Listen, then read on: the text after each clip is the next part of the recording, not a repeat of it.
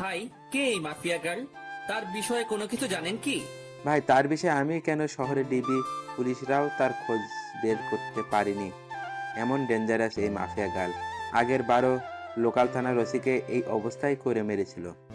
ভাই, তাহলে তো অনেক খাতারনাক একটা মানুষ এই মাফিয়া গার্ল। হ্যাঁ, অনেক খতরনাক সে। এবার আমি চললাম ভাই। কখন তার কানে পৌঁছে যায় যে আমি তাকে নিয়ে কথা বলছি, পরে সে আমারও এমন ভয়ঙ্কর অবস্থা করবে। ভাই, মাপও চাই, দোয়াও চাই। এমন বিধ্বংসভাবে মরার কোনো ইচ্ছে নেই আমার। তবে শেষে একটা কথা বলি, মাফিয়া গার্ল যেটা করেছে সেটা একদম ঠিক করেছে। কারণ এই রাফিদ অনেক অত্যাচার করেছে শহরের মানুষকে। এই জালিমের মজা বুঝিয়েছে মাফিয়া গার্ল। লোকটা চলে গেল, আমি এখনো সেখানে দাঁড়িয়ে আছি। আমার মাথায় খালি একটা জিনিসই ঘুরপাক খাচ্ছে, যে এমনটা করেছে তার আসলেই অনেক বড় বুকের পাঠা। কে এই মাফিয়া গার্ল? না, এই মাফিয়া গার্লের সাথে আমি দেখা করব। তখনই কলেজ ফ্রেন্ড শামীম ফোন দিল। কিরে বেটা, তুই কই রে? তাড়াতাড়ি কলেজ যায়। কেন, কিছু হয়েছে নাকি রে? তুই কি রাফিদের বিষয়ে কিছু শুনিসনি? হ্যাঁ, শুনেছি, আর আমি তো সেখানে দাঁড়িয়ে আছি। বাবারে, কি কলিজা মাফিয়া গালের! এমন নাম করা নেতাকে সে এইভাবে কেলিয়ে দিল। আমার তো ভাবতে অবাক লাগছে। আচ্ছা, তুই তাড়াতাড়ি কলেজ যাই। কলেজেও এসব নিয়ে তোলপাড় চলছে, কারণ রাফিদ কলেজ নেতা ছিল। আচ্ছা, আমি আসছি, তুই একটু দাঁড়া। ফোনটা রেখে দিয়ে কলেজের উদ্দেশ্যে রওনা হলাম। মাথায় এখনো মাফিয়া গার্লের বিষয়টা ঘুরপাক খাচ্ছে। মাফিয়া গার্লকে নিয়ে ভাবতে ভাবতে কলেজে চলে গেলাম। কলেজে পৌঁছাতেই দেখি শামীম কলেজের গেটে দাঁড়িয়ে আছে। যাক, তুই এসেছিস, কিন্তু আজ নাকি ক্লাস হবে না রাফিদের বিষয়টার জন্য। কি এক আতঙ্ক লাগিয়ে দিল মাফিয়া গার্ল! আল্লাহ! হ্যাঁ রে, সেই রকমের আতঙ্ক ছড়িয়ে দিয়েছে মাফিয়া গার্ল। তবে একদিকে ভালোই হয়েছে, রাফিদের মতো জানোয়ারকে সেই সাইজ করেছে। অনেক উড়েছিল বেটা, এবার উড়াউড়ি বন্ধ হয়ে গেছে চিরতরে। এজন্য বলে বেশি উড়া ভালো না। হ্যাঁ, রাফিদ অনেক পাওয়ার দেখাতো কলেজে, একদম শিক্ষা দিয়ে দিয়েছে মাফিয়া গার্ল। আচ্ছা, বাদ দে এখন ওসব কথা। চল নদীর পাড়ে গিয়ে আড্ডা দিব। ওকে, চল। তারপর দুই বন্ধু মিলে চলে গেলাম নদীর পাড়ে। সেখানে গিয়ে দুই বন্ধু বসে বসে আড্ডা মারছি। হঠাৎই নজর পড়লো আমাদের অপোজিটে বসে থাকা একটা মেয়ের দিকে। সে ল্যাপটপ নিয়ে বসে বসে কি একটা যেন করছিল।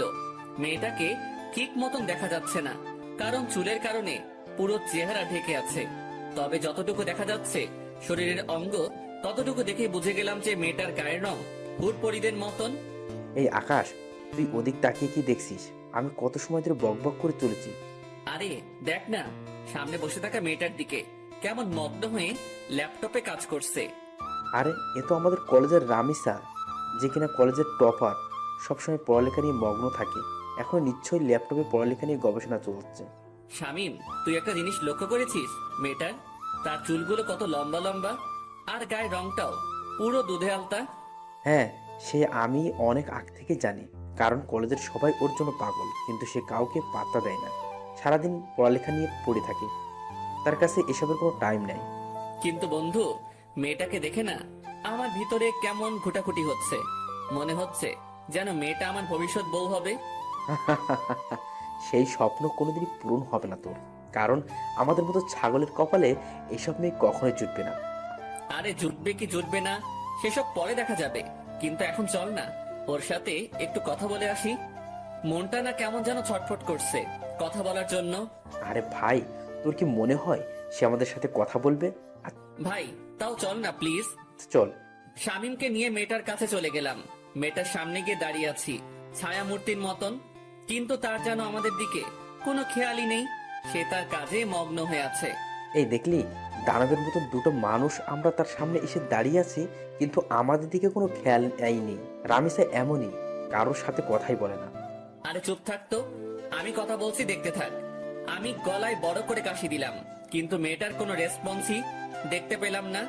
মেয়েটা এখনো তার কাজে মগ্ন। এবার শরম লজ্জা ভেঙে সোজা ডাক দিলাম, এই যে শুনছেন? মেয়েটা আমার ডাক শুনে ল্যাপটপ থেকে মাথা তুলে তাকালো। এতটা সময় মেয়েটার চেহারা দেখা যাচ্ছিল না, কিন্তু এখন সে আমাদের দিকে তাকানোই পুরো স্পষ্ট দেখা যাচ্ছে চেহারা। মেয়েটাকে দেখে পুরো শরীর ঠান্ডা হয়ে গেল আমার। ও আল্লাহ, এটা তো মেয়ে না, এটা তো পরিপালক থেকে ভুল করে নেমে আসা কোনো হুটপড়ি। জি বলুন। আমি মেয়েটার দিকে চোখ বড় বড় করে তাকিয়ে আছি। আমার তো পুরো দুনিয়াদারি যেন নিমিষেই থমকে গেল। আমি চুপচাপ তাকিয়ে আছি মেয়েটার দিকে। তখনই সাইড থেকে শামীম ধাক্কা দিয়ে বলল, আরে আকাশ, তুই কোথায় হারিয়ে গেলি? হ্যাঁ, শামীমের কথায় হুঁশ ফিরে আসলো। না না, আমি এখানে আছি, কোথাও হারাইনি। না হারালে বোবার মতন ওর দিকে ড্যাব ড্যাব করে তাকিয়ে আসিস যে। শামীম কথা শেষ না করতেই পাশ থেকে মেয়েটা আবার বলে উঠলো, জি কিছু বলবেন? না না, কিছু বলবো না, আপনাকে শুধু চেয়ে চেয়ে দেখবো। মানে বুঝলাম না। আরে মানে আপনার সাথে একটু কথা বলতে চাই। জি বলুন, বললাম তো। আপনার পাশে কি একটু বসা যাবে আগে? পাশে বসে কি করবেন? কি বলতে এসেছেন সেটা বলে প্লিজ চলে যান। আমি এখন পড়া নিয়ে একটু বিজি আছি। আচ্ছা থাক, তাহলে অন্য একদিন বলবো। আচ্ছা। মেয়েটা আবার ল্যাপটপে মাথা গুজে দিল, আর আমি বোকার মতন সেখানে ঠায় দাঁড়িয়ে আছি। আমার যেন ভূমি কাটছে না। মেয়েটাকে দেখার পর থেকে পুরোপুরি মাতাল হয়ে গেছি আমি। এই আকাশ, চল এবার। না, আমি যাব না, তুই যা। মানে কি আকাশ, এখানে দাঁড়িয়ে দাঁড়িয়ে কি করবি শুনি? মেয়েটাকে তাকিয়ে তাকিয়ে দেখবো। আকাশ, তোর মাথা কি খারাপ টারাপ হয়ে গেল নাকি? কি সব আবল তাবল বলছিস? হ্যাঁ, হ্যাঁ হয়তো হয়ে গেছে। ওহ আল্লাহ, কোন পাগলের পাল্লায় পড়লাম আমি। আচ্ছা শামীম, একটা কথা বলি। হ্যাঁ বল। আমার না মেয়েটাকে কোলে উঠিয়ে নিয়ে কাজী অফিসে দৌড় দিতে মন চাচ্ছে। ইচ্ছে করছে এখনই বউ বানিয়ে ফেলি মেয়েটাকে। একটা ঠাটিয়ে লাগিয়ে দিব তোর গালে বেটা ফাজিল। চল তুই এখান থেকে। শামীম আকাশকে টেনে সেখান থেকে নিয়ে আসলো। শামীম, এমনটা না করলেও পারতিস, আর একটু দেখতে দিলে কি হতো মেয়েটাকে। একদম চুপ তুই। কি সব পাগলামো শুরু করছিস আকাশ? মাথায় তার কি ছিঁড়ে গেছে নাকি তোর? হ্যাঁ, দেখ বেটা, তুই আমার মনের দুঃখ বুঝলি না। থাক তুই, আমি বাসায় গেলাম। শামীমকে ফেলে রেখে সেখান থেকে সোজা বাসায় চলে আসলাম। বাসায় এসে ব্যাগ রেখে ওয়াশরুমে চলে গেলাম। একটু পর ওয়াশরুম থেকে বের হয়ে না খেয়ে সোজা শুয়ে পড়লাম। মেয়েটাকে দেখার পর থেকে যেন খাওয়া দাওয়ার সমস্ত রুচি উঠে গেছে আমার। বিছানায় শুয়ে শুয়ে মেয়েটার কথা ভাবতে লাগলাম। মেয়েটাকে নিয়ে ভাবতে ভাবতে কখন যে ঘুমিয়ে গেছি আল্লাহ জানে। এক ঘুমে রাত হয়ে যায়, তাও ঘুম ভাঙেনি আমার। শামীম ফোন দিয়ে ঘুম ভাঙিয়েছে। আকাশ তুই কি করছিস রে? আরে ঘুমাচ্ছি। হ্যাঁ, এমনটাই করবি। এদিকে দুনিয়াদারি পুরো ধ্বংস হয়ে যাচ্ছে আর তুই পরে পরে ঘুমাচ্ছিস বেটা বলদ। আরে কি হয়েছে? তাড়াতাড়ি ইউটিউব ওপেন কর। একটা চ্যানেল থেকে মাফিয়াকার লাইভ এসেছে, আমি তোকে লিংক দিয়ে দিচ্ছি। কি? তাড়াতাড়ি লাফ দিয়ে বিছানা ছেড়ে উঠে পড়লাম। তারপর ফোনের ডাটা অন করে শামীমের দেওয়া লিঙ্কটা থেকে ইউটিউবে প্রবেশ করলাম। ইউটিউবে প্রবেশ করতেই দেখি মাফিয়া গার্ল লাইভে এসেছে। চেহারা দেখা যাচ্ছে না, পুরো মুখ ঢাকা তার। আর তার থেকে বড় কথা, মেকানিক্যাল একটা অটো ভয়েস থেকে সে লাইভে এসেছে। দেখুন, সবার উদ্দেশ্য করেই বলছি, আমাকে ধরা তো দূরের কথা, সেসব কিছু নিয়ে চিন্তা করলেও ঘাট থেকে মস্তক আলাদা করে দিব আমি। আর আজকে লাইভে আসার উদ্দেশ্য হলো নেতা রাফিদের ব্যাপারে কিছু জানানোর আছে আপনাদেরকে। রাফিদ এখনো জীবিত, কিন্তু আজ তার শেষ দিন। আগামীকাল শহরের যে কোনো এক স্থানে রাফিদের লাশ আমি ফেলে রেখে যাব। তার লাশ উদ্ধার করে নিয়ে যাওয়ার অনুরোধ রইল ডিবি পুলিশের কাছে। আর সর্বশেষে আমি আবারও বলছি, মাফিয়া গার্লের সন্ধান কেউ করতে যাবেন না, তাহলে কিন্তু রক্তের বন্যা বয়ে যাবে দেশে। তারপর ধুম করে লাইভ কেটে দিল। মাফিয়া গার্লের সাহস দেখে শুধু অবাক হচ্ছি। না, মাফিয়া গার্লকে যে করেই হোক আমি খুঁজে বের করব। মাফিয়া গার্লের এই লাইভ পুরো দেশে ভাইরাল হয়ে গেল। এক লাইভে যেন পুরো আতঙ্ক ছড়িয়ে গেল মানুষের মনে। সবার মুখে মুখে মাফিয়া গার্ল আর মাফিয়া গার্ল। কে এই মাফিয়া গার্ল? সবার একটাই প্রশ্ন। একটু পর চ্যানেল আর লাইভটা কেটে দিল মাফিয়া গার্ল। পুরো সবকিছু সে ভ্যানিশ করে দিয়েছে। পুরোপুরি উদাও হয়ে গেল সমস্ত কিছু। কিন্তু সবার মুখে মুখেই মাফিয়া গার্লের নাম ছড়িয়ে গেছে। ফেসবুক, টুইটার, যেখানেই যাই সেখানেই মাফিয়া গার্ল নিয়ে পোস্ট। বাপরে বাপ, এটা কি মেয়ে নাকি মানুষরূপী কোনো চিতাবাঘ? আল্লাহ ভালো জানে। এসব নিয়ে ভাবতে ভাবতে আরো কিছু সময় চলে গেল। না, এসব নিয়ে এখন আর ভাবা চলবে না, আগে গিয়ে কিছু খেয়ে নেই। বিছানা ছেড়ে উঠে পড়লাম। তারপর হাত মুখে পানি ছিটা দিয়ে এসে কিছু খেয়ে নিয়ে আবারও ঘুমিয়ে পড়লাম। সকালবেলা ঘুম ভাঙলো ফোনের আওয়াজে। কে যেন কিছু একটা মেইল করেছে। ঘুমের ঘরে ফোনটা হাতে নিয়ে মেইলটা ওপেন করলাম। দেখলাম একটা ভয়েস মেইল। ভয়েসটা প্লে করলাম। প্লে করতেই আমার পুরো হুঁশ উড়ে গেল। আমি এক লাফ দিয়ে সোজা বিছানা ছেড়ে উঠে দাঁড়িয়ে গেলাম। মাফিয়া গার্লের সেই ভয়ঙ্কর আওয়াজে কেউ আমায় মেইল করেছে। বৎস, আমার অস্তিত্ব তালাশ করতে চেও না। আমার অস্তিত্ব তালাশ করতে গেলে নিজের অস্তিত্বই হারিয়ে ফেলবে। ভয়েসটা শুনে থতমত খেয়ে গেলাম। এটা কি করে সম্ভব? মাফিয়া গার্ল আমায় ভয়েস মেইল করেছে। শুধু তাই নয়, আমি মাফিয়া গার্লের তালাশ করছি, সেটা সে জানলো কি করে? বাপরে বাপ, কি ডেঞ্জারাস মেয়ে রে বাবা! আমায় মেইল করে শাসায়। মাথায় তো কিছুই কাজ করছে না ভয়েসটা শোনার পর থেকে। কিন্তু আমি তো থেমে থাকবো না। আমি মাফিয়া গার্লের খোঁজ বের করেই ছাড়বো। সে যত বড় মাফিয়াই হোক না কেন, আমি আকাশও কম না। চুপসে আছি বলে আমাকে ভয় পেতে হবে এমন কোনো কিছুই নয়। মাফিয়া গার্লও জানে না যে আমি কত বড় খেলোয়াড়। যেদিন আমি খেলতে নেমে যাব, সেদিন এমন মাফিয়া গার্ল পথে পথে হোঁচট খেয়ে মরবে। এসব নিয়ে চিন্তা ভাবনা করছি, তখনই দেওয়াল ঘড়িটায় 9টা অ্যালার্ম বেজে উঠলো। ও আল্লাহ, 9টা বেজে গেছে কখন? আমার তো কলেজ যেতে হবে। তাড়াতাড়ি বিছানা ছেড়ে উঠে পড়লাম। তারপর ফ্রেশ হয়ে হালকা পাতলা কিছু নাস্তা করে কলেজের উদ্দেশ্যে রওনা হলাম। হেঁটেই রওনা হয়েছি। আরে ধুর, আমার পরিচয় দিতে তো ভুলেই গেছি সবাইকে। চলেন পরিচয় পর্বটা শেষ করে ফেলি। আমি বরাবরের মতোই আকাশ, আপনাদের সাথে আছি। পড়াশোনার সুবাদে শহরে আলাদা বাসা নিয়ে থাকি, আর পুরো পরিবার, বাবা মা ছোট বোন অন্য শহরে থাকে। আমি ইচ্ছা করেই এই কলেজে অ্যাডমিশন নিয়েছি। ইচ্ছা করে বলতে একটা রিজন আছে এই কলেজে অ্যাডমিশন নেওয়ার, সেটা গল্পের সাথে থাকলে জেনে যাবেন। সো এবার গল্পে ফেরা যাক। কলেজে পৌঁছে গেলাম। কলেজে পৌঁছাতেই দেখি গতকালে সেই রামিসা মেয়েটা গাছতলায় বসে বসে বই একটা হাতে নিয়ে পড়ছে। কোনো কিছু না ভেবে মেয়েটার দিকে এগিয়ে গেলাম, কারণ এখনো ক্লাস শুরু হয়নি, আর ক্লাস হবে কিনা সেটাও সন্দেহ। মেয়েটার কাছে গিয়ে দাঁড়িয়ে আছি। মেয়ে আমায় দেখে আজ নিজ থেকে কথা বলল। কালকের বিষয়টা নিয়ে কিছু বলতে আসছেন বুঝি? না, তেমন কিছু না। মানে হ্যাঁ, মেয়েটার এমন ধারা কথা শুনে কি বলবো, সবটাই গুলিয়ে গেছে। তো বলুন। আচ্ছা, আপনার সাথে কি ফ্রেন্ডশিপ করা যাবে? না, ফ্রেন্ডশিপ করা যাবে না, কারণ আমি কোনো ছেলের সাথেই চলাফেরা করি না। প্লিজ না করিয়েন না। আমি কিন্তু একদম বাজে ছেলে না। তাও আমি পারবো না। তবে হ্যাঁ, পড়ালেখা নিয়ে টুকটাক কথা বলার প্রয়োজন হলে বলতে পারবেন। আচ্ছা ঠিক আছে। কিন্তু আপনাকে তো কলেজে নতুন মনে হচ্ছে। হ্যাঁ, আমি নতুন। 1 মাস আগে অ্যাডমিশন নিয়েছে এই কলেজে, অন্য কলেজ থেকে ট্রান্সফার হয়ে। তবে রেগুলার হয়েছি 1 সপ্তাহ হবে। কোন ইয়ারে অ্যাডমিশন নিয়েছেন? সেকেন্ড ইয়ারে। আপনি? ও, আপনিও তাহলে আমার সেম ক্লাস। তার মানে আপনিও সেকেন্ড ইয়ারে পড়েন? হ্যাঁ। আচ্ছা, এখন আমি একটু বিজি, পড়ে নি। আপনার সাথে পরে কথা হবে, কেমন? আচ্ছা ঠিক আছে, সে না হয় পরে কথা বলবো। কিন্তু একটা কথা, আমরা যেহেতু একই ইয়ারের, তাহলে তুমি করে বলা যায়। আমি আপনি ডেকে মজা পাই। আচ্ছা ঠিক আছে, যেমনটা আপনার মর্জি। সেখান থেকে চলে আসলাম। বাপরে বাপ, কি মেয়ে! ভাও এই দিচ্ছে না। আমার মনে জলে আগুন, আর সে বাজায় সাপের বিন। তবে সমস্যা নেই, তোমায় তো আমি নিজের করেই ছাড়বো। তোমায় নিজের মনে ফিক্সড করে নিয়েছি, বিয়ে করলে তোমায় করব। সেখান থেকে আসতে না আসতেই শামীম কলেজের গেট দিয়ে প্রবেশ করলো। কিরে, তুই এখন এলি? এই তো একটু আগে। আচ্ছা চল ক্যান্টিনের দিকে যাই। কলেজের পরিবেশ দেখে তো মনে হচ্ছে না যে আজ ক্লাস হবে। আমারও তাই মনে হচ্ছে। চলো তাহলে ক্যান্টিনেই যাই। তারপর দুজন মিলে ক্যান্টিনে চলে গেলাম। কলেজে যেদিন অ্যাডমিশন নিয়েছি, সেদিনই শামীমের সাথে আমার পরিচয় হয়েছে। অল্প কয়েকদিনে খুব ভালো বন্ধু হয়ে উঠেছি আমরা।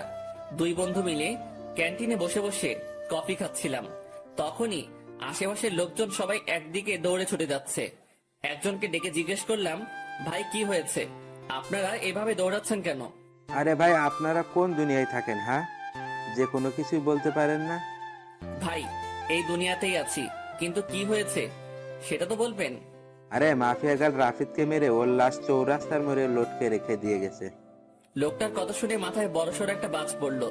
মাফিয়া গার্ল সত্যি তাহলে রাফিদকে মেরে ফেলেছে? শামীম, চল তো তাড়াতাড়ি। হ্যাঁ চল। শামীমকে নিয়ে তাড়াতাড়ি চৌরাস্তার মোড়ে চলে গেলাম। সেখানে গিয়ে দেখি কয়েক হাজার মানুষ একত্রে জমা হয়েছে, আর চৌরাস্তার মোড়ে একটা বড় গাছের উপরে রাফিদের লাশ ঝুলছে। রাফিদের লাশ দেখে নিজেরই কলিজা কেঁপে উঠলো। একটা মেয়ের পক্ষে কি করে সম্ভব এটা? একটা মেয়ে শহরের নামকরা নেতাকে এমন বিভৎসভাবে মারলো যে দেখে বিশ্বাসই হচ্ছে না। চুপচাপ সেখানে নীরব দর্শকের মতন দাঁড়িয়ে আছি। ডিবি পুলিশ রাফিদের লাশ গাছ থেকে নামাচ্ছে। রাফিদের সারা শরীরে স্পট। মানুষজনকে ঠেলে ডিবি পুলিশের দিকে এগিয়ে গেলাম। ডিবি পুলিশ রাফিদের লাশ মাটিতে নামালো। তাকে মাটিতে নামিয়ে শরীরের তল্লাশি চালিয়ে দেখে রাফিদের পকেটে একটা চিঠি। যেটাতে লেখা আছে আজ দুপুর 3টায় আমি কালকের ন্যায় লাইভে আসবো, সবাই তৈরি থাকেন ধামাকার জন্য। মাফিয়া গার্লের চিঠি পড়ে সবার চোখ কপালে উঠে গেল। কি করতে যাচ্ছে মাফিয়া গার্ল? রাফিদকে তো মেরে ফেলেছে, আবার কি নতুন করে ধামাকা দিবে সে? না, আজ লাইভ দেখতে হবে। এদিকে ডিবি পুলিশ সবার স্থান ত্যাগ করতে বলল। সবাই যে যার মতন চলে গেল। আমিও চলে আসলাম বাসায়। কলেজের দিকে আর গেলাম না। বাসায় এসে 3টা বাজার অপেক্ষা করছি। দুপুর 3টা বাজতে আর 2 মিনিট বাকি। তখনই মাফিয়া গার্লের সেই ইউটিউব লিংকে ক্লিক করলাম, আর চ্যানেলটা ওপেন হয়ে গেল। 3টা বেজে গেছে, আর সাথে সাথে চ্যানেলটা থেকে মাফিয়া গার্ল লাইভে চলে আসলো। সে গতকালের ন্যায় মেকানিক্যাল একটা টোন ব্যবহার করে লাইভে এসেছে। আমি জানি আপনারা সবাই আমার লাইভের জন্য অপেক্ষা করছেন, সো অপেক্ষার প্রহর কেটে গেছে, আমি চলে এসেছি। এবার হবে আসল ধামাকা। আপনারা সবাই রাফিদের লাশ তো পেয়ে গেছেন, এবার লিস্টে রয়েছে এসপি ওসমান। তার মরার পালা চলে এসেছে। এসপি ওসমান, মৃত্যুর জন্য তৈরি হয়ে নে। এবার তোকে আমার হাত থেকে কেউ রক্ষা করতে পারবে না। সমাজের আড়ালে লুকিয়ে থাকা সব কটা মুখোশধারীকে এইভাবে ভয়ানক মৃত্যুদণ্ড দিব আমি। কেউ তোদেরকে আমার হাত থেকে বাঁচাতে পারবে না। আর শুনে রাখেন সকলে, আমি কোনো খারাপ কাজ করছি না, সমাজের নষ্টাগুলোকে বেছে বেছে সাজা দিচ্ছি। এসপি ওসমানের মৃত্যুর পর বাকি টার্গেটের নাম আমি বলে দেব। এসব কিছু আমি সমাজের ভালোর জন্যই করছি। তবে হ্যাঁ, আমার পার্সোনাল একটা মাকসাদ আছে, সেটা হলো আমি আগুনের সাথে দেখা করতে চাই। এসব করে সে যেন নিজেই আমার কাজকর্ম দেখে আমার সাথে দেখা করে। যতদিন না সে আমার সাথে দেখা করবে, ততদিন আমি এইরূপ কাজ করেই যাব। মাফিয়া গার্লের মুখে আগুন নামটা শুনে ভিতরে ছ্যাট করে উঠলো। আল্লাহ, এ তো দেখি উল্টো চক্র। যেখানে মাফিয়া গার্লকে আমি খুঁজছি, সেখানে সে উল্টো আগুনের তালাশ করছে। না, মাফিয়া গার্লের খোঁজ বের করতেই হবে, যে করে হোক না কেন। আমি মাফিয়া গার্লকে খুঁজে বের করবই। তবে আগে মাফিয়া গার্লের পরিশেষটা শুনি, সে কি বলতে চাই। আগুন, আপনি যেখানেই আছেন না কেন, আপনি যদি আমার তালাশ না করেন, তাহলে এসব কোনোদিনও বন্ধ করব না আমি। একটা কোডিং দিয়ে গেলাম আমার, 2244। এই কোডিংটা আপনি ছাড়া কেউ বুঝবে না, সো নিজেই আমার খোঁজ বের করুন। মাফিয়া গার্লের কোডিং শুনে আরো মাথা খারাপ হয়ে গেল। মাফিয়া গার্ল চাইছে তা কি? কিছুই তো মাথায় কাজ করছে না। সে আগুনের সাথে দেখা করতে চায়, তার উপরে আবার সে নিজের লিড কোড ইউজ করছে। মাথা তো পুরো কাজ করা বন্ধ করে দিয়েছে, আর কিছুই যেন ভাবতে পারছি না। মাথা পুরো জ্যাম হয়ে গিয়েছে। মাফিয়া গার্ল লাইভ কেটে দিয়ে বের হয়ে গিয়েছে। এদিকে আমার মাথায় প্যাটার্ন পড়ে গেছে, মস্তিষ্ক পুরো নিস্তেজ হয়ে গেছে আমার। না, আর না, আগে নিজেকে একটু রিল্যাক্স করি, পরে না হয় মাফিয়া গার্লকে নিয়ে ভাবা যাবে। ডাটা অফ করে দিয়ে শুয়ে পড়লাম। এখন একটু ঘুমাবো, পরে না হয় ঘুম থেকে উঠে বিষয়টা নিয়ে ভাবা যাবে। যেমন ভাবা তেমন কাজ, সব চিন্তা একপাশে রেখে ঘুমিয়ে পড়লাম। বিকাল বেলায় ঘুম থেকে উঠে বাহিরে চলে গেলাম। মাথা কেমন যেন ভারী হয়ে আছে। তাড়াতাড়ি কাকুর দোকানে যেতে হবে আমার, না হয় মাথা ঠিক হবে না। ওনার দোকানে গিয়ে চা খেয়ে আগে মাথা ঠিক করতে হবে। কাকুর দোকানে গিয়ে চায়ের অর্ডার করলাম। মাথার জ্যাম মোটামুটি ছুটেছে মনে হচ্ছে। চা খেয়ে শরীরটা চাঙ্গা লাগছে একটু। হ্যাঁ, এবার শান্ত মাথায় ভাবি মাফিয়া গার্লের কথা। আচ্ছা, মাফিয়া গার্ল আমার খোঁজ কেন করছে? কি চাই সে আমার কাছে? আর কেনই বা সে এসব কর্মকাণ্ড করছে? দেশে তো প্রশাসন আছে দুর্নীতিবাজদেরকে শাস্তি দেওয়ার জন্য, তারপরেও কেন মাফিয়া গার্ল আইনের বিপক্ষে যাচ্ছে? হাজারটা প্রশ্ন নিজেকে নিজে ছুড়ে মারলাম। এবার আমার শান্ত মস্তিষ্ক ধীরে ধীরে সব কয়টা প্রশ্নের উত্তর খোলাসা করতে লাগলো। দেখো, দেশে যে অবস্থা তা কোনোদিন শুধরাবে না। একটার পর একটা দুর্নীতিবাজ পয়দা হয়ে যাবে, কখনো তাদেরকে থামানো যাবে না। নিজের মনের উত্তরের সাথে মাফিয়া গার্লের কর্মকাণ্ডের জাজমেন্ট করলাম। পরিশেষে যা বুঝতে পেলাম, হ্যাঁ, মাফিয়া গার্ল একদিকে ঠিকই করছে, তাদের শাস্তি হয় না, সে তাদেরকে শান্তি দিচ্ছে। এমন একটা মানুষের এই অভাব ছিল দেশে, কিন্তু একটা জিনিসের উত্তর কোনোভাবেই পেলাম না। মাফিয়া গার্ল আমার খোঁজ করছে কেন? কি চায় সে আমার কাছে? এটার উত্তর আমার জানতেই হবে। তবে তার জন্য মাফিয়া গার্লকে দরকার আমার। হ্যাঁ, মাফিয়া গার্লকে দরকার আমার। মাফিয়া গার্ল, তুমি অপেক্ষায় থাকো, জলদি দেখা হচ্ছে তোমার সাথে। কাকুর দোকান থেকে উঠে চলে এলাম। ভিতরে খালি একটা জিনিসই কাজ করছে, মাফিয়া গার্লের খোঁজ বের করা। হ্যাঁ, সেটা আমি অতি শীঘ্রই বের করে ফেলবো। তারপর হবে আসল খেলা। যদি অসাধু কোনো মতলব থাকে আগুনকে নিয়ে মাফিয়া গার্লের, তখন মাফিয়া গার্ল বুঝতে পারবে যে কত ধানে কত চাল। আগুনও কোনো ফেলনার জিনিস না, সেটা সে তখন হারে হারে টের পাবে। তবে তার একটা হেস্তনেস্ত করবই আমি। সে আগুনকে হয়রানি করিয়েছে। সে জানে না যে সে আগুন নিয়ে খেলা করছে, যে আগুন বছর 3 আগে জ্বলে উঠেছিল। সেদিন কয়েক শতাধিক মানুষের চোখে মুখে ছিল কান্না, আর আতঙ্কে ছিল পুরো দেশ। আর সে আগুনকে মাফিয়া গার্ল নামক 2 দিনের একটা মেয়ে ফোর্স করে দেখা করার জন্য। এটার মজা তাকে বুঝাবো আমি। এসব নিয়ে ভাবতে ভাবতে বাসায় চলে এলাম। বাসায় এসে কিছু সময় বই নিয়ে ঘাটাঘাটি করে উঠে পড়লাম। তারপর খেয়ে দিয়ে বিছানায় পিঠ এলিয়ে দিলাম। শুয়ে শুয়ে ফেসবুকিং করছি, নিউজ ফিড ঘাটছিলাম। তখনই মাফিয়া গার্লকে নিয়ে একটা পোস্ট সামনে এলো। কে যেন গ্রুপে মাফিয়া গার্লকে নিয়ে পোস্ট করেছে। পোস্টের ক্যাপশনে লেখা, mafia girl is the best women in the world. ইস, আমিও যদি মাফিয়া গার্লের মতন হতে পারতাম। পোস্টটা দেখে একটা রিয়াকশন মনে পড়লো, বাবা গো বাবা, টুরু লাভ। আরে বেটা, তোর যদি এতই মাফিয়া গার্লের মতন হওয়ার ইচ্ছা, তাহলে লিঙ্গ পরিবর্তন করে মাফিয়া গার্লের মতন কাজকর্ম শুরু করলেই পারিস। যত সব বিরক্তিকর পোস্ট, মাথা পুরো বিগড়ে যাচ্ছে মানুষের আহ্লাদ দেখে। কি যে পেয়েছে মানুষ মাফিয়া গার্লকে নিয়ে, আল্লাহ। যেখানে যাই সেখানেই মাফিয়া গার্ল আর মাফিয়া গার্ল, পুরো ডিসকাস্টিং। বাঙালি কিছু একটা পেলেই ভার্চুয়াল জগতে তোলপাড় শুরু করে দেয়, বিশেষ করে ফেসবুকে। বিরক্ত নিয়ে ফেসবুক থেকে বের হয়ে আসলাম। তারপর ঘুমিয়ে গেলাম। পরের দিন সকালবেলায় উঠে কলেজে চলে গেলাম। কিন্তু আমি আমার খোঁজ চালু করে দিয়েছি। মাফিয়া গার্লের খোঁজ করতে করতে 2-1 দিন কেটে গেল। অনেক চেষ্টা চালিয়েছি মাফিয়া গার্লের খোঁজ বের করার, কিন্তু কোনো রকমেই খোঁজ বের করতে পারলাম না। কিন্তু আমি হাল ছাড়বো না। তবে একটা কথা, আমি যদি পাওয়ার খাটাই তাহলে ঘন্টা খানিকের মধ্যে মাফিয়া গার্লের খোঁজ পেয়ে যাব আমি। কারণ আমার জন্য কোনো কিছুই অসম্ভব নয়। আমি সেই খতরনাক খেলাড়ি যে কিনা অনেক বড় বড় মাপের মানুষের হাল খারাপ করে দিয়েছি। আমি সেই আগুন। আমি একবার হাতের ইশারা করলেই মাফিয়া গার্লকে আমার সামনে নিয়ে চলে আসবে আমার ছেলে পেলে। কিন্তু আমি চাই না পাওয়ার খাটাতে। আমি চাই নিজের বলে ওকে বের করব। আর তাছাড়া পাওয়ার খাটাতে গেলে আমার অতীত সামনে চলে আসবে। কিন্তু আমি চাই না আমার অতীত সামনে আসুক। তাই চুপিসারে খোঁজ চালাতে থাকলাম। এভাবে আরো কয়েকটা দিন কেটে গেল। আমি মাফিয়া গার্লের খোঁজ চালু রাখলাম। এখনো তাকে বের করতে পারিনি। তবে হঠাৎ একদিন আরেকটা ভয়ঙ্কর ঘটনা সামনে এলো। মাফিয়া গার্ল সেই এসপি কে মেরে ফেলেছে। শুধু তাই নয়, রাফিদের থেকে বিভৎসভাবে মেরেছে তাকে। এসপি কে মেরে তার যৌনাঙ্গ কেটে মুখের সাথে সেলাই করে দিয়ে কারেন্টের খাম্বায় লটকে রেখেছে। সাথে গলার মধ্যে একটা নেম প্লেট ঝুলিয়ে দিয়েছে, যাতে লেখা আছে, আমি এসপি এনামুল। দুর্নীতির জন্য আজ আমার এমন ভয়াবহ মৃত্যু হয়েছে। এবার তো আরো আতঙ্ক ছড়িয়ে গেল। আগেরবার রাফিদ, এবার প্রশাসনিক কর্মকর্তা। এমন কর্মকাণ্ড করে মাফিয়া গার্ল এবার আরো ভাইরাল হয়ে গেল দেশে। এদিকে আমার মাথায় তো বাজ পড়েছে মতন অবস্থা। না, এবার আর চুপ থাকবো না। মাফিয়া গার্লকে এবার টেনে হেঁচড়ে বের করে আনবো আড়াল থেকে। আমি এসব নিয়ে ভাবছিলাম, তখনই শামীমের ফোন। কিরে, তুই কই রে? চৌরাস্তার মোড়। কেন? রামিসা তোর খোঁজ করছে, তাড়াতাড়ি কলেজে আয়। হঠাৎ রামিসা আমার খোঁজ করলো কেন? তা আমি জানবো কি করি? তুই কলেজে এসে ওর খোঁজ জেনে নে, সে কেন তোর খোঁজ করছে। ওকে, আমি আসছি। ফোনটা রেখে দিয়ে কলেজের উদ্দেশ্যে রওনা দিলাম। আজ 2 দিন কলেজে যাওয়া হচ্ছে না, কারণ শরীর একটু অসুস্থ। তার থেকে বড় কথা, মাফিয়া গার্লের খোঁজ করছি আমি। কিন্তু এখন শামীম ফোন দিয়ে যেতে বলল। তাড়াতাড়ি কলেজে চলে গেলাম। কিরে, রামিসা কই? ওই যে ওই দিকটাতে বসে আছে।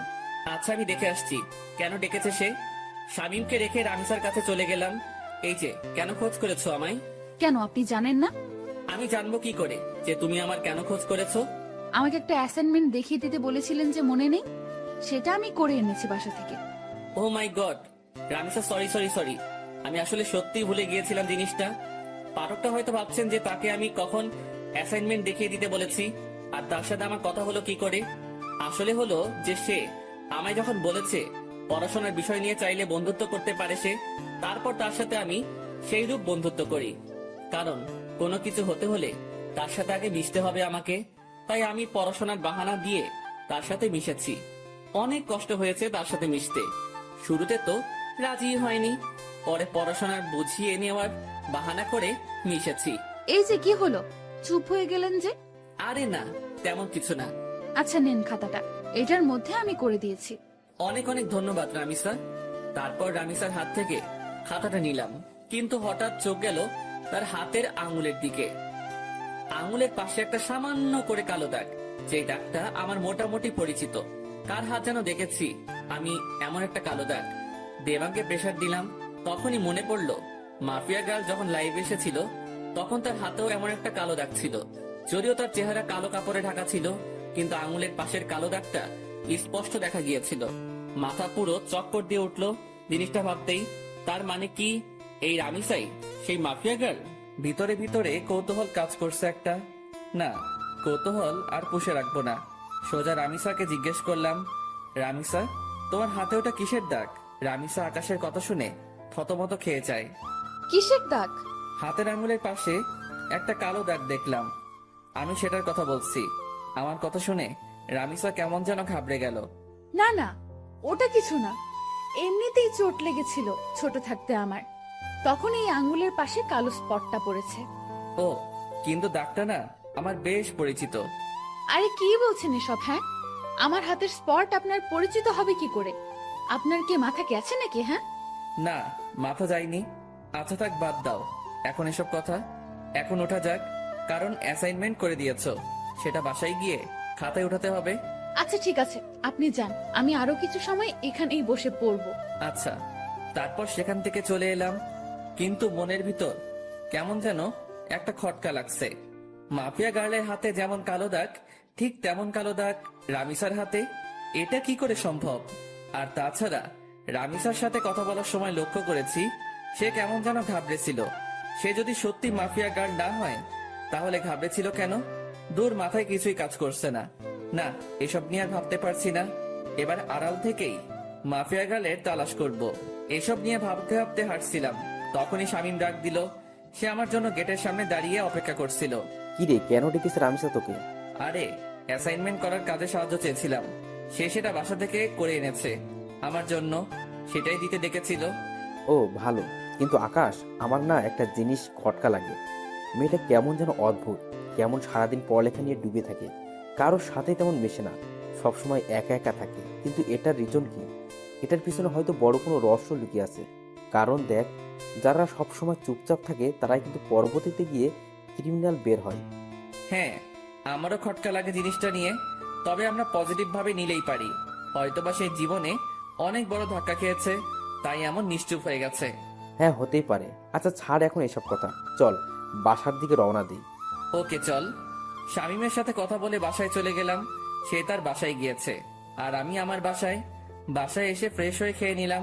হোটেলের বয় এসে খাবার রেখে দিয়ে চলে গেছে। খেয়ে দিয়ে বিছানায় গায়ে দিয়ে দিলাম। ফোনটা হাতে নিয়ে ডাটা অন করলাম, ফেসবুকিং করব একটু। কিন্তু অবাক কাণ্ডটা তখনই ঘটলো যখন আমি ফেসবুক অ্যাপসটাতে প্রবেশ করলাম। আমার ফেসবুক অ্যাকাউন্ট অন্য কেউ কন্ট্রোলে নিয়ে নিয়েছে, তবে আমি ফেসবুকে প্রবেশ করলাম ইজিলি ভাবে। আমার অ্যাকাউন্ট অন্য কারো কন্ট্রোলে, সেটা শিওর হলাম মেসেঞ্জার দেখে।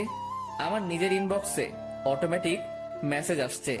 কি রে, অনেক উড়াউড়ি করছিস মনে হয়। মানে বুঝলাম না, আপনি কে আর আমার আইডি কেন হ্যাক করেছেন? আমি কে সেটা আমার কথা শুনেই বুঝে যাবি। আর আইডি হ্যাক করেছি তোর 12টা বাজাতে। মানে আমি আপনার কি ক্ষতি করেছি যে আপনি আমার 12টা বাজাতে আমার আইডি হ্যাক করেছেন? তুই আমার পিছু কেন লেগেছিস? কি মনে করিস তুই নিজেকে? হ্যাঁ, লুকিয়ে খুঁজে বের করে ফেলবি? এত সহজ সবকিছু? কথা শুনে বুঝতে বাকি নাই যে মাফিয়া গার্ল আমার অ্যাকাউন্ট হ্যাক করে নিজের আয়ত্তে নিয়ে নিয়েছে। তাড়াতাড়ি সেটিংসে চলে গেলাম। সেখানে গিয়ে ইনফরমেশন চেক করে দেখি আমার সমস্ত কিছু মাফিয়া গার্ল পরিবর্তন করে ফেলেছে। নাম্বার, জিমেল সবকিছু পরিবর্তন করে নিজের মেইল বসিয়ে দিয়েছে। আরে, সেটিং এ গিয়ে কোনো লাভ নাই, সবকিছু আমার আয়ত্তে। তোর অ্যাকাউন্ট পুরোপুরি ভাবে হ্যাক করে নিয়েছি আমি। তাহলে আমি আইডিতে প্রবেশ করলাম কি করে? আমি চেয়েছি তাই তুই প্রবেশ করতে পেরেছিস, কারণ আমি সবকিছু পরিবর্তন করলেও CLI লগ আউট মারিনি, তাই তুই প্রবেশ করতে পেরেছিস। মানেননি কেন? কারণ আমি চেয়েছিলাম তোর সাথে কথা বলবো, তাই তোর আইডি আয়ত্তে নিয়ে তোর নিজের ইনবক্সেই তোর সাথে কথা বলছি। এত ওরা ভালো না, মাথায় রাখবেন, যেই পাখির ডানা বেশি বড় হয়ে যায় সেই পাখির উঠতে সমস্যা হয়। উঠছিস তো তুই নিজে, তুই আমার খোঁজ করতে উঠে পড়ে কেন লেগেছিস? কি মরার শখ গজিয়েছে? অসাধারণ জোকস, হাসি আসলো আপনার কথা শুনে। হাসি বের করে দিব, টেনশন নিস না। মরার জন্য এত উতাল পাতাল হচ্ছিস তো, সেই শখ আমি পূরণ করে দেব। সবে মাত্র অ্যাকাউন্ট হ্যাক করেছি, আর একটু ধৈর্য ধর, তারপর তুই নিজেই হ্যাক হয়ে যাবি। এই জোকসটা আরো সেরা ছিল, তবে আমার একটু হাসি আসেনি এবার। কারণ এমন আবাল সাবাল আমি গুনি না। আর আপনি যত বড় মাফিয়া হন না কেন, সেসব আমার দেখার বিষয় না। সো আমার ভয় দেখাতে আসিয়েন না। আপনার মতন অনেক বড় বড় খিলাড়ি দেখেছি আমি। সো ফাও ফাও পাগলামো না করে নিজের মতন থাকেন, না হয় নিজের বিপদ নিজেই ডেকে আনবেন। তুই মনে হয় আমার সম্পর্কে ভালো করে না জেনে কথা বলছিস। আপনার সম্পর্কে না জেনে কথা বলছি না, বরং আপনি আমার সম্পর্কে না জেনে কথা বলছেন। শুনেন, কারোর সাথে পাঙ্গা নেওয়ার আগে দেখে শুনে নিবেন, না হয় পরে দেখা যাবে বিপরীত পক্ষ বাপ লেভেলের মানুষ। সব বুঝে শুনে পাঙ্গা নেন। বাপ না চিনে পাঙ্গা নিতে আসবেন তো সোজা বাসমারা খাবেন। হারামির বাচ্চা, তুই সত্যিই মরবি। মাফিয়া গার্লের সাথে বেয়াদবি করার ফল তুই পাবি। তোর প্রথম সাজা স্বরূপ আইডিটা চিরতরে পাবি না। বাকি তোকে পরে আমি সাইজ করব। এতটা সময় ভালো করে কথা বলেছি, কিন্তু এখন আর না। তুইও শুনে রাখ, বাপ না চিনে আবলামি করার কারণে কিক দিয়ে সোজা দুনিয়া ছাড়া করব তোকে। আর কি বলি তুই, আমার ফেসবুক অ্যাকাউন্ট আমি আর পাবো না? তাহলে চ্যালেঞ্জ দিয়ে বললাম, 10 মিনিটে তোর থেকে ফেসবুক অ্যাকাউন্ট আমি আমার কন্ট্রোলে নিব। দেখি পারলে আমায় আটকে দেখা। রেগে মেগে মোবাইলটা ছুঁড়ে মারলাম। তারপর বিছানা ছেড়ে উঠে গিয়ে টেবিলের উপরে থাকা ল্যাপটপটা ওপেন করে অটো কোডিং দিয়ে ফেসবুকটা ফিরিয়ে আনলাম। এটা করতে পুরোপুরি 10 মিনিটও লাগেনি। আবার মাফিয়া গার্ল আমার সাথে টক্কর দিতে আসে। তারপর ফেসবুকটাকে সিকিউরিটি করে বের হয়ে আসলাম। কোনোদিন যদি মাফিয়া গার্লকে সামনে পাই, গাল দুটো লাল করে দিব সোজা। অ্যাকাউন্ট সিকিউরিটি করে আবারও শুয়ে পড়লাম। এবারে শোয়াতে কখন যে ঘুমিয়ে গেছি তা বলতে পারবো না। বিকাল বেলায় শামীম ফোন দিয়ে ঘুম ভাঙায়। আকাশ, চল আজ কোথাও গিয়ে ঘুরে আসি। বেটা ঘুম থেকে তুলে বলেছিস ঘুরতে যেতে? কত আরামের ঘুমটাই না গিয়েছিলাম। এই রাখ তোর ঘুম, 10 মিনিটের মধ্যে তামান্না আবাসিকের সামনে আসবে। শালা গরু, ঘুমটাই মাটি করে দিয়েছিস পুরো। ওকে দাঁড়া, আসছি। তারপর ফোন রেখে দিয়ে গায়ে শার্ট লাগিয়ে নিলাম। তারপর জায়গা মতন চলে গেলাম। সেখানে গিয়ে দেখি শামীম আগে থেকে হাজির। বাহ, মহারাজ এসেছেন। তোর বেটা, শান্তির ঘুমটা শেষ করলি আমার। হ্যাঁ, তোমার শান্তির ঘুম এই খালি নষ্ট করে মানুষ। বেলা বাজে কয়টা আর তুমি পড়ে পড়ে ঘুমাও? গরু দামড়া পাঠা, বউ জুটবে না তোর। ওকে, না জুটলে নাই। চল এখন ঘুরে আসি। ওকে চল। তারপর দুজন মিলে ঘুরতে চলে গেলাম। অনেক রাত পর্যন্ত দুজন মিলে ঘোরাঘুরি করেছি। রেস্টুরেন্টেও খেয়েছি। সমস্ত বিল শামীম দিয়েছে। রাত বাজে 10টা। ঘোরাঘুরি শেষ করে দুজন দুজনের বাসায় চলে এলাম। বাসায় এসে হাত মুখ ধুয়ে ফ্রেশ হয়ে শুয়ে পড়লাম। শরীর অনেক ক্লান্ত, তাই শুতেই ঘুমিয়ে গেছি। সকালবেলায় ঘুম থেকে উঠে রেডি হয়ে কলেজে চলে গেলাম। কলেজে গিয়ে দেখি গেটের মধ্যে রামিসা দাঁড়িয়ে আছে। সে আমাকে দেখতে পেয়ে, যাক, ভালোই হয়েছে, চলেন আমার সাথে, আমার কিছু কথা আছে। বাহ, আজ সূর্য কোন দিকে উঠেছে। আচ্ছা চলো। দুজনে একপাশে চলে গেলাম। হ্যাঁ, এবার বলো। আমি আপনার সাথে বন্ধুত্ব করতে চাই। রামিসার কথা শুনে সত্যি মনে হচ্ছে সূর্য আজ উল্টো দিকে ধরে উঠেছে। এই এই কি হয়েছে বলো তো? তুমি আজ নিজ থেকে আমার সাথে ফ্রেন্ডশিপ করতে চাইছো, কারণ কি? তুমি তো পড়ার বিষয় ছাড়া কোনো কিছু নিয়ে কথা বলতে বারণ করেছো। দেখুন, আসলে আমার জীবনে অনেক বড় একটা ধাক্কা খেয়েছি আমি, তাই কাউকেই আর বিশ্বাস করতে পারি না আমি।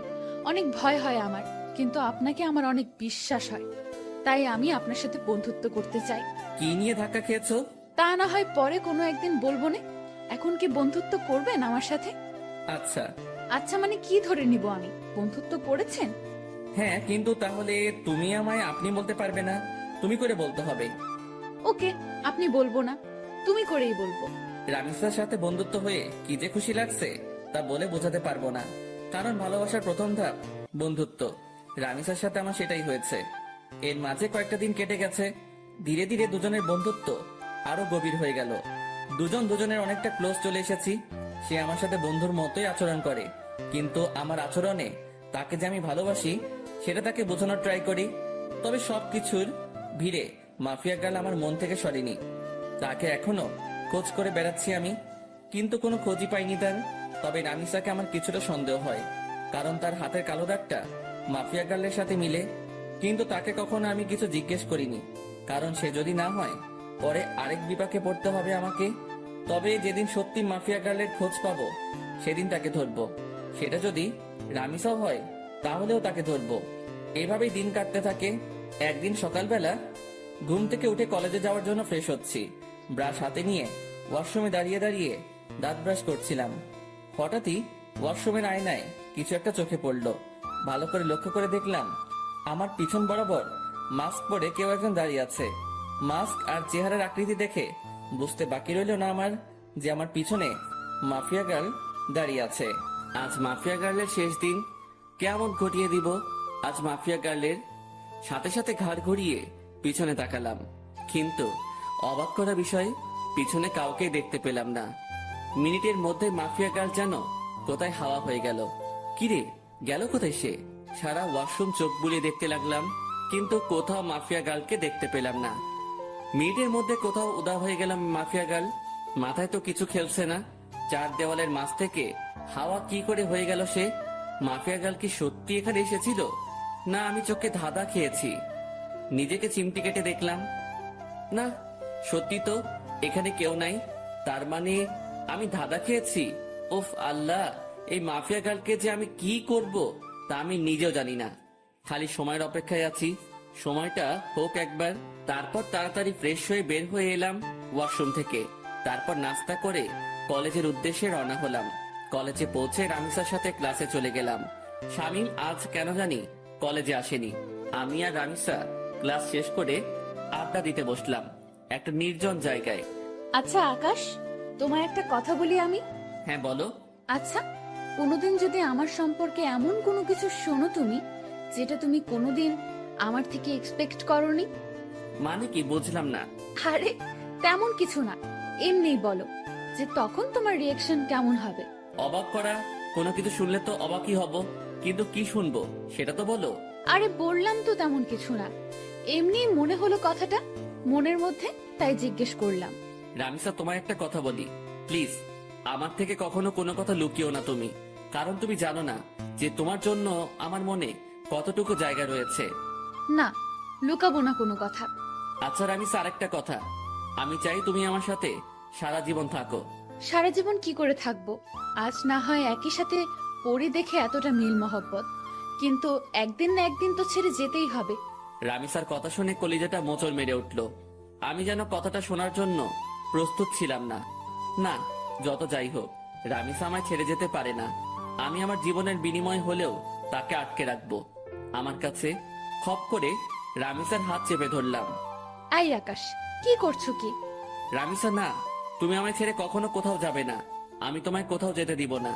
যেদিন তোমায় প্রথম দেখি সেদিনই ভালোবেসে ফেলি তোমায়। প্লিজ, তুমি আমায় ছেড়ে কোথাও যাবে না। আই আকাশ, তোমার কি মাথা টাথা খারাপ হয়ে গেল নাকি? কি সব আবল তাবল বকতেছো? না, আমার মাথা খারাপ হয়নি। Ramisa, I love you. আমি তোমায় সত্যি অনেক বেশি ভালোবাসি। আকাশ, তোমার সত্যিই মাথা খারাপ হয়ে গেছে। তুমি আমার ব্যাপারে কোনো কিছুই জানো না, তা না জেনেও পাগলামি করছো। যখন সবটা জানবে তখন তুমি আমার চেহারাও দেখতে চাইবে না। না, আমি এত কিছু শুনতে চাই না। আমি ব্যাস তোমাকে চাই, আর কিছু দেখার সময় নেই আমার। আকাশ, আমায় তুমি ক্ষমা করো, আমি তোমাকে ভালোবাসতে পারবো না। তবে হ্যাঁ, তোমার ব্যাপার নিয়ে ভেবে দেখব। যদি মন থেকে কোনো সাড়া পাই তাহলে হ্যাঁ করব তোমাকে। কিন্তু আমার মনে হয় না যে আমার মন হ্যাঁ করবে, কারণ আমার জীবনের অনেক বড় একটা মাকসাদ আছে। আমার ফোকাস শুধু সেটা নিয়ে। এর মধ্যে নতুন করে প্রেম ভালোবাসা জন্ম নেবে না কখনো। রামিসা কি সব মাকসাদের কথা বলছে, কিন্তু আমার তো তাকে চাই, শুধুই তাকে চাই। না, আমি রামিসাকে নিজের করে ছাড়বো, সেটা যে কোনো কিছু বিনিময় হোক। দরকার হয় আমার পুরনো রূপ ধারণ করব, তাও আমি রামিসাকে নিজের করে ছাড়বো। রামিসা, তোমার যত সময় লাগে তুমি নাও, তাও প্লিজ আমার তোমাকেই চাই। আকাশ, আমি বললাম তো আমি ভেবে দেখব। প্লিজ এমন পাগলামো করো না। আচ্ছা ঠিক আছে। হ্যাঁ চলো, এবার উঠা যাক, অনেকটা সময় হয়েছে, বাসায় যাওয়া দরকার। হ্যাঁ চলো।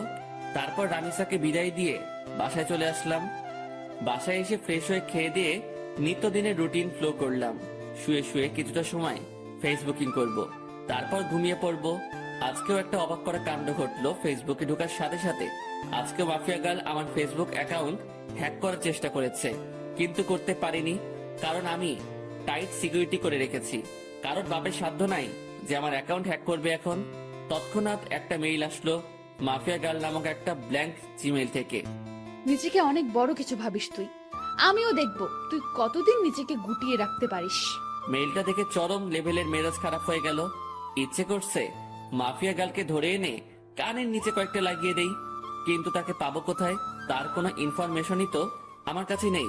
এদিকে রাগের মাত্রা আরো দ্বিগুণ হয়ে গেল। দাঁড়া, আজ তোর 12টা বাজাচ্ছি। এমন গালি দিব তোকে, তুই নিজে এসেই আমার কাছে ধরা দিবি। মাফিয়া গার্লের সেই জিমেলটাতে ক্লিক করলাম। জিমেলটাতে ক্লিক করতে সেটা উদাও হয়ে গেল, এরর দেখাচ্ছে। জিমেলটাতে ক্লিক করার পর আমার বুঝতে বাকি নেই যে সে আমায় ব্ল্যাঙ্ক জিমেল থেকে মেইল করেছে, যেটা মিনিট কয়েকের মধ্যে এরর হয়ে যায়। এটা দেখে আরো রাগ উঠে গেল। এবারে নিজেকে কন্ট্রোল করে রাখতে পারলাম না, সাথে সাথে নিলয়কে ফোন দিলাম। হ্যাঁ ভাই বলেন। কাল সকালের আগে মাফিয়া গার্লের ডিটেলস এনে দিবি আমায়। ভাই এই কাজটা আমার দ্বারা হবে কিনা জানি না, তবে আমি আমার সবটা দিয়ে ট্রাই করব। আমি পারিসনি এই শব্দটি শুনতে চাই না। আমার মাফিয়া গার্লের ডিটেলস চাই, ওর রক্ত চুষবো আমি।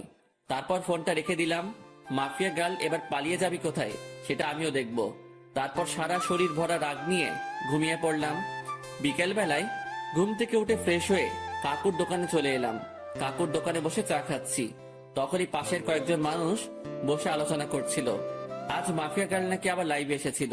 লাইভে এসে শহরের নামকরা পলিটিশিয়ান ওবায়দুলকে নেক্সট টার্গেট বলে ঘোষণা করেছে।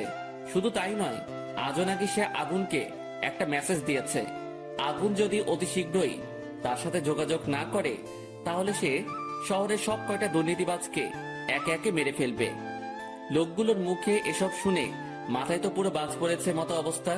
মাফিয়া গার্ল লাইভে এসে এত কিছু বলে গেল, অথচ আমি ঘুমিয়ে পুরো দুনিয়াদারি লাঠে উঠিয়ে দিয়েছি। না, এবার তো কোনো হ্যাস্ত করতে হবে, কারণ আমার জানা মতে ওবায়দুল তো কোনো খারাপ পলিটিশিয়ান না। তাকে কেন টার্গেট বানিয়েছে সে? আগে যাদের মেরেছে তারা না হয় খারাপ ছিল, কিন্তু ওবায়দুল তো তাদের মতন না। এসব নিয়ে ভাবছিলাম, তখনই একটা পরিচিত নাম্বার থেকে ফোন এলো। বাবা কেমন আছিস? হ্যাঁ মা, ভালো। তুমি কেমন আছো?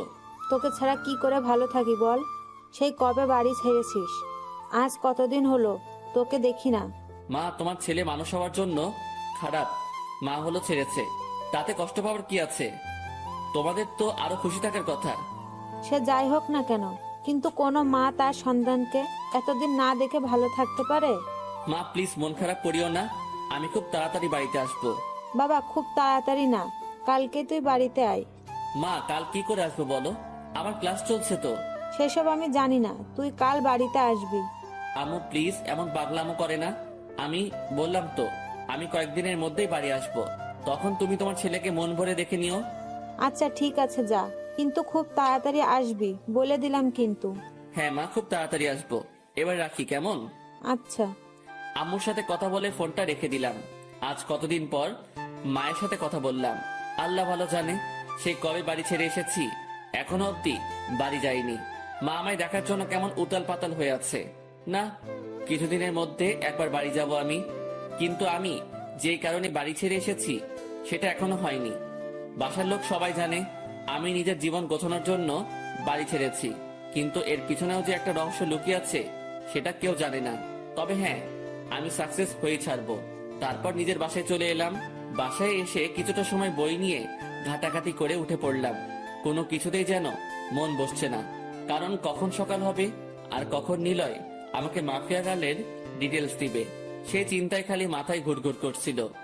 যাক, কোনো রকমে খেয়ে দিয়ে ঘুমিয়ে পড়লাম রাতে। সকাল হলেও মাফিয়া গার্লকে সেটা আমি জেনে যাব।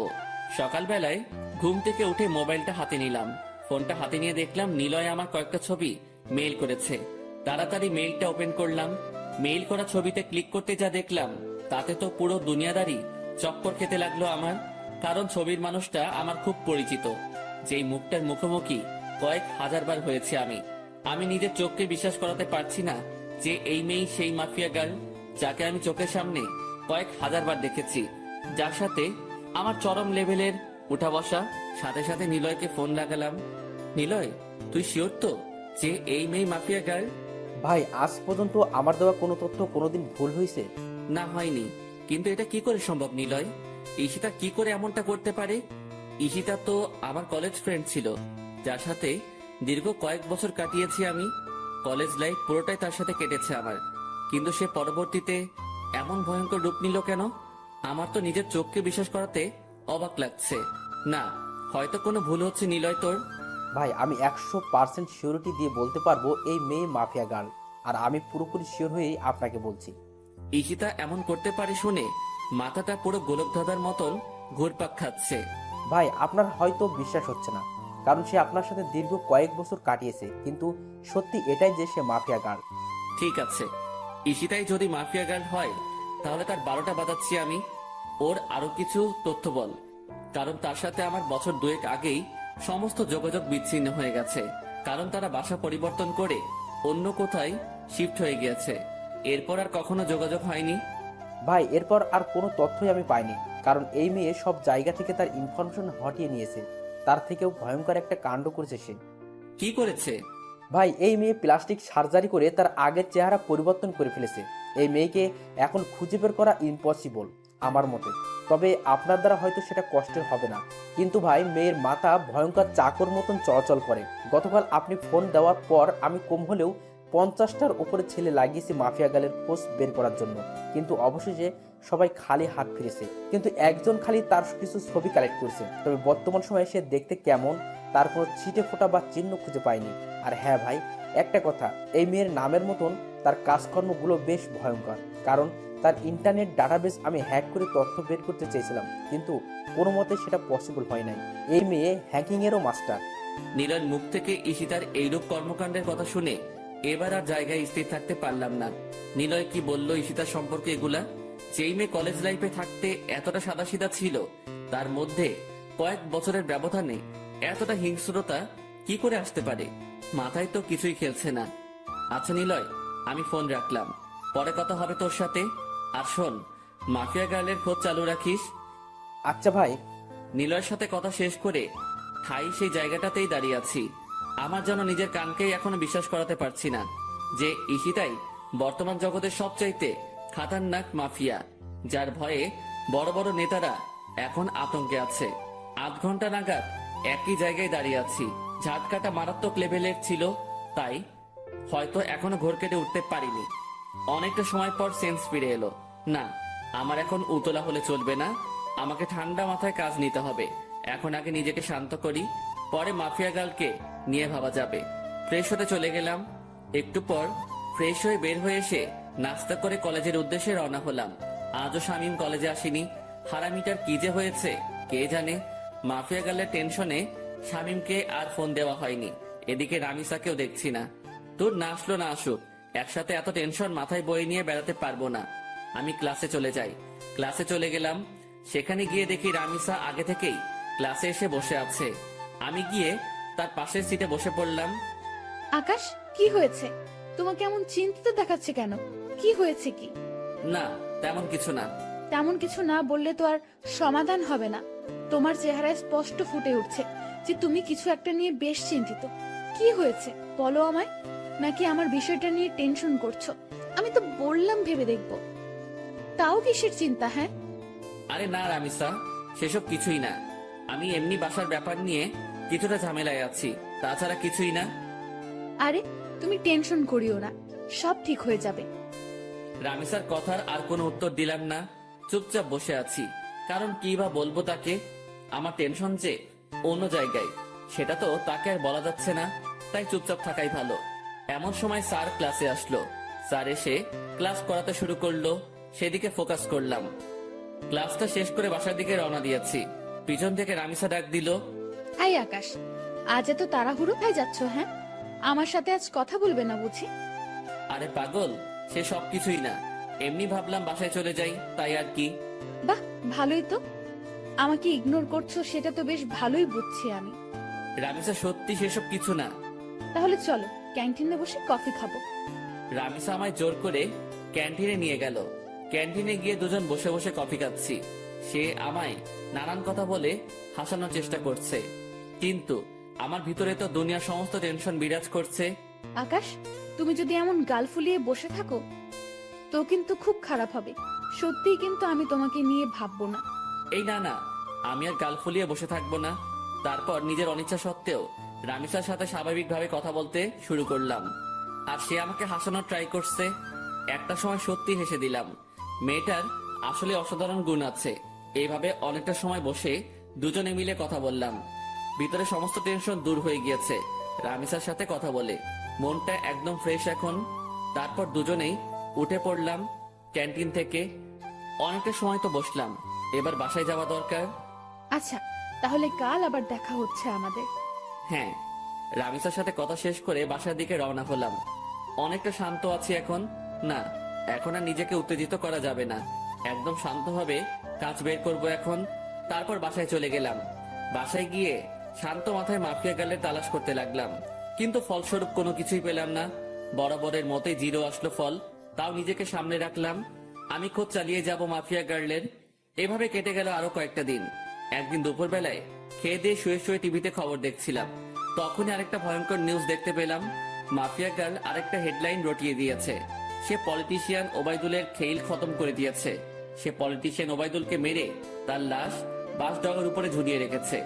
এই ঘটনার পর প্রশাসন পুরোপুরি ফায়ার হয়ে গেছে মাফিয়া গার্লের উপরে।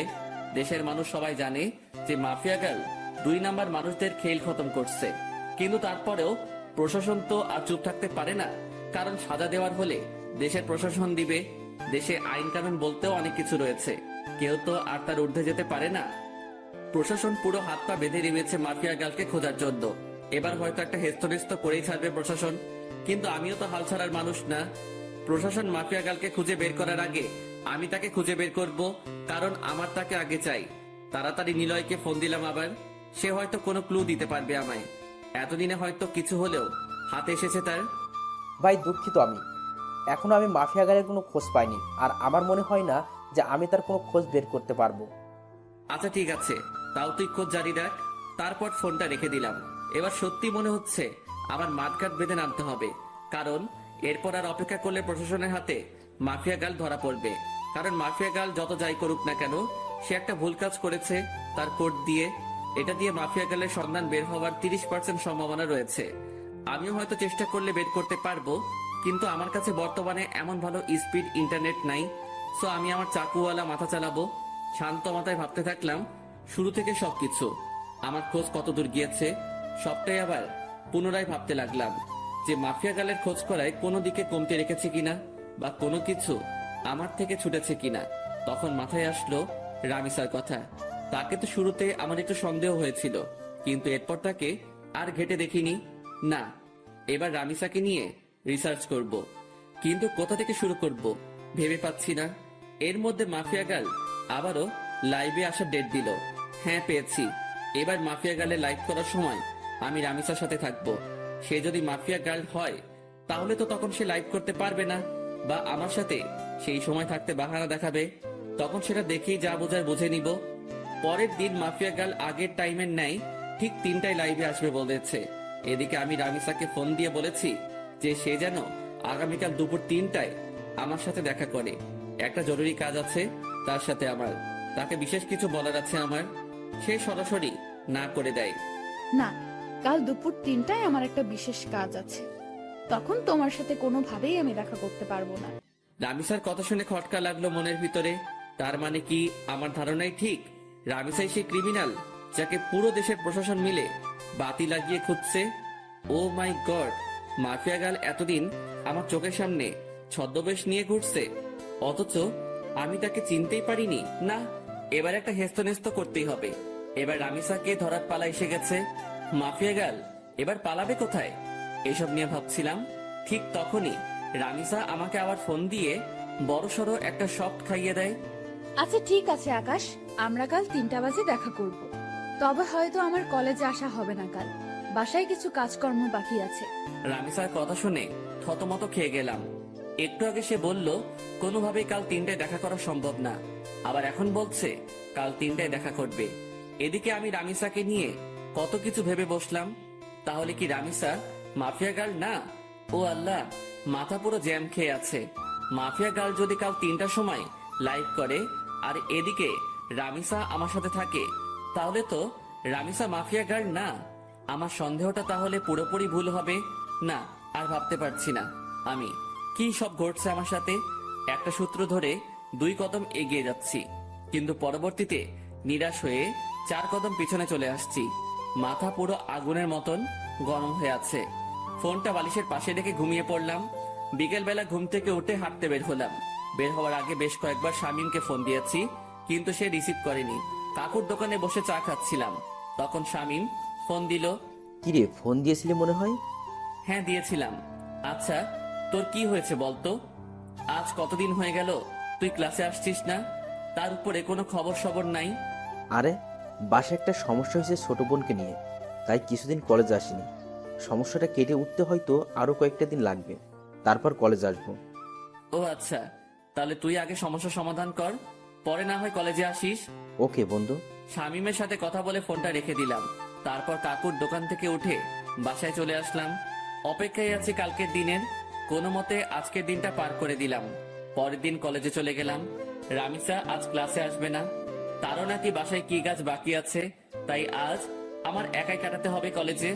কোনোভাবে কলেজ টাইম শেষ করে বাসায় চলে এলাম। তারপর বাসায় এসে ফ্রেশ হয়ে খেয়ে দিয়ে রামিসাকে ফোন দিলাম। হ্যাঁ, কোথায় দেখা করবে বলো? কলেজ মাঠে আসো। আমিও বাসা থেকে বের হয়ে সেখানে আসছি। ওকে। আমি শার্ট পরে কলেজ মাঠে চলে গেলাম। সেখানে গিয়ে ঘাসের উপরে বসে আছি। 3টা বাজতে আর মিনিট 5 বাকি। এমন সময় রামিসাও চলে আসলো। আচ্ছা বলো তো, হঠাৎ আমার সাথে এমন কি জরুরি কথা বলবে, যার কারণে আজ এই অসময়ে এখানে আসতে বললে? বলবো, একটু ওয়েট করো। আমি বাসার থেকে আসার সময় রামিসাকে নিয়ে অনেক কিছু ভেবে এসেছি। কেন, এখন বললে কি হবে? আরে একটু বসো না, এত অস্থির হচ্ছ কেন? একটু পরেই বলবো। এখন আগে মাফিয়া গার্লে লাইভ দেখবো। 3টা বাজতে চলেছে। রামিসা আমার মুখে মাফিয়া গার্লের কথা শুনে চোখ পাকিয়ে তাকিয়ে আছে আমার দিকে। কি হলো, এভাবে চোখ পাকিয়ে তাকিয়ে আছো কেন? আকাশ, হঠাৎ তোমার মাফিয়া গার্লকে নিয়ে এত মাথা ব্যথা উঠলো কেন? আরে না, কিসের মাথা ব্যথা? মাফিয়া গার্ল আজ লাইভে আসবে বলেছে। সবাই তার লাইভ দেখার জন্য বসে আছে, তাই আমিও দেখবো বলে ভেবেছি। ও আচ্ছা, পাশে এসে বসো। দুজন মিলে মাফিয়া গার্লের লাইভ দেখি। রামিসা এসে আমার পাশে বসলো, আর আমি মোবাইলটা হাতে নিয়ে মাফিয়া গার্লের ইউটিউব লিংকে ক্লিক করে সেখানে ঢুকে পড়লাম। 3টা বাজতেই মাফিয়া গার্ল লাইভে চলে আসলো। মাফিয়া গার্লের লাইভ দেখে আমি রামিসার দিকে হা করে তাকিয়ে আছি। নিজের ভিতরে কেমন যেন একটা খারাপ লাগা কাজ করছে। আমি রামিসাকে নিয়ে কত কি না ভেবে ফেলেছিলাম, কিন্তু পরিশেষে সবটাই মিথ্যা প্রমাণ হলো। আর সত্যি যদি রামিসা মাফিয়া গার্ল হতো, তাহলে সে লাইভে আসতে পারতো না এই সময়ে। কারণ রামিসা আমার পাশে বসে আছে। সে একই সময় 2 জায়গায় 2 রকম কর্মকাণ্ড কি করে করবে? দেখ, নিজের উপরে চরম লেভেলের রাগ হচ্ছে। সিধা সাদা একটা মেয়েকে নিয়ে আমি কত বাজে ভাবনা করেছি। এই কি হলো, তোমার মন কোন দিকে? হ্যাঁ, তুমি না বললে মাফিয়া গার্লের লাইভ দেখবে? সে তো লাইভে এসে বকবক করছে, কিন্তু তোমার তো কোনো খবরই নাই। রামিসার ডাকে হুঁশ ফিরে আসলো। দেখবো তো। তারপর মাফিয়া গার্লের লাইভ দেখায় ফোকাস করলাম। সে তার ইন্ট্রোডাকশন নিয়েই যাচ্ছে। আমি আপনাদের আগেও বলেছি, এবারও বলছি, আমার কোনো খারাপ মাকসাদ নেই। আমার মূল মাকসাদ হচ্ছে যারা দেশের নাম বেচে বেচে খায় তাদের হাতে হারিকেন ধরিয়ে দেওয়া, আর আমি সেটাই করছি। শুধু তাই নয়, এবার দেশের মধ্যে যত কয়টা গ্যাংস্টার টিম আছে তাদের সব কয়টাকে আমি মৃত্যুর চৌকাঠে পৌঁছাই দিব। শান্তশিষ্টভাবে দেশ চলবে, কোনো ধরনের টিম আর থাকবে না। মাফিয়া খুফিয়া সব আমি ধুলোয় মিশিয়ে দেব। আর আগুন, আপনার মুখোমুখি হওয়ার ইচ্ছা আমার বহুদিন আগে থেকেই, অনেক আগ থেকেই শুনে এসেছি আগুনের নাম। যেই আগুন নাকি সত্যি এক সময়ের খতরনাক খেলাড়ি ছিল, যার নাম শুনলে এখনো নাকি অনেকের প্যান্ট ঢিলা হয়ে যায়। আমি চাই আপনার মুখোমুখি হতে, আমি চাই মানুষরূপী আগুনটাকে নিজের চোখে দেখতে। সো আপনি আমার মনের খয়াসটা পূরণ করে দিন। না হয় আমার যদি আপনাকে খুঁজে বের করতে হয়, সেদিন কিন্তু বাঘে সিংহের লড়াই হয়ে যাবে। সেদিন কিন্তু নিজের ক্রোধকে দমিয়ে রাখতে পারবো না। সেদিন নির্ঘাত আপনি আমার হাতে মারা পড়বেন। এটা কোনো হুমকি না, তবে হুমকির চাইতেও কম না। আপনি হতে পারেন এক সময়ের সর্বসেরা খিলাড়ি, কিন্তু মাথায় রাখবেন বর্তমান সময়ের নাম করা মাফিয়া গার্ল আমি। সো ভালোই ভালোই আপনার দর্শন করিয়ে দিন। এবারের মতন লাইফ সমাপ্ত করলাম। তারপর মাফিয়া গার্ল লাইভ কেটে চলে গেল, কিন্তু আমার মাথায় তো পুরো দাও দাও করে আগুন জ্বলতে শুরু করলো মাফিয়া গার্লের কথা শুনে। সত্যি, এখন যদি মাফিয়া গার্লকে চোখের সামনে পেতাম, তাহলে হয়তো তার মন্ডিটা আলাদা করে ফেলতাম। রাগে নাক টান দিয়ে ধোয়া বের হচ্ছে। এই আকাশ, কি হলো তোমার? তোমার চেহারার 12টা বেজে আছে কেন? আরে না, তেমন কিছুই না। আচ্ছা ঠিক আছে, কিন্তু প্লিজ আমায় জরুরি কি কথা বলতে ডেকেছো সেটা প্লিজ বলো। আমার তাড়াতাড়ি বাসায় যেতে হবে। রামিসার কথা শুনে বিপাকে পড়ে গেলাম। আল্লাহ, এখন রামিসাকে কি বলবো আমি? কারণ তাকে তো পরীক্ষা করার জন্য ডেকেছিলাম, কিন্তু সে তো পরীক্ষায় পাশ করেছে, আর আমার ধারণা মিথ্যা প্রমাণ হয়েছে।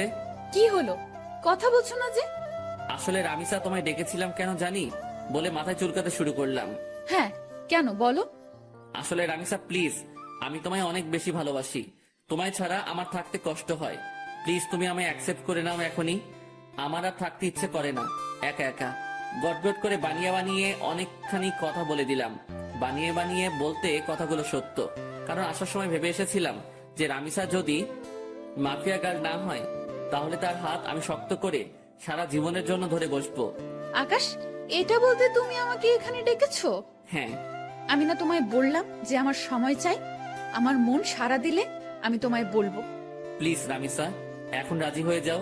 সময় টময় নিও না আর। তুমি বোঝো না কেন আমার খুব কষ্ট হয় তোমাকে ছাড়া। আমার তোমাকে চাই। প্লিজ রাজি হয়ে যাও না। Please please please.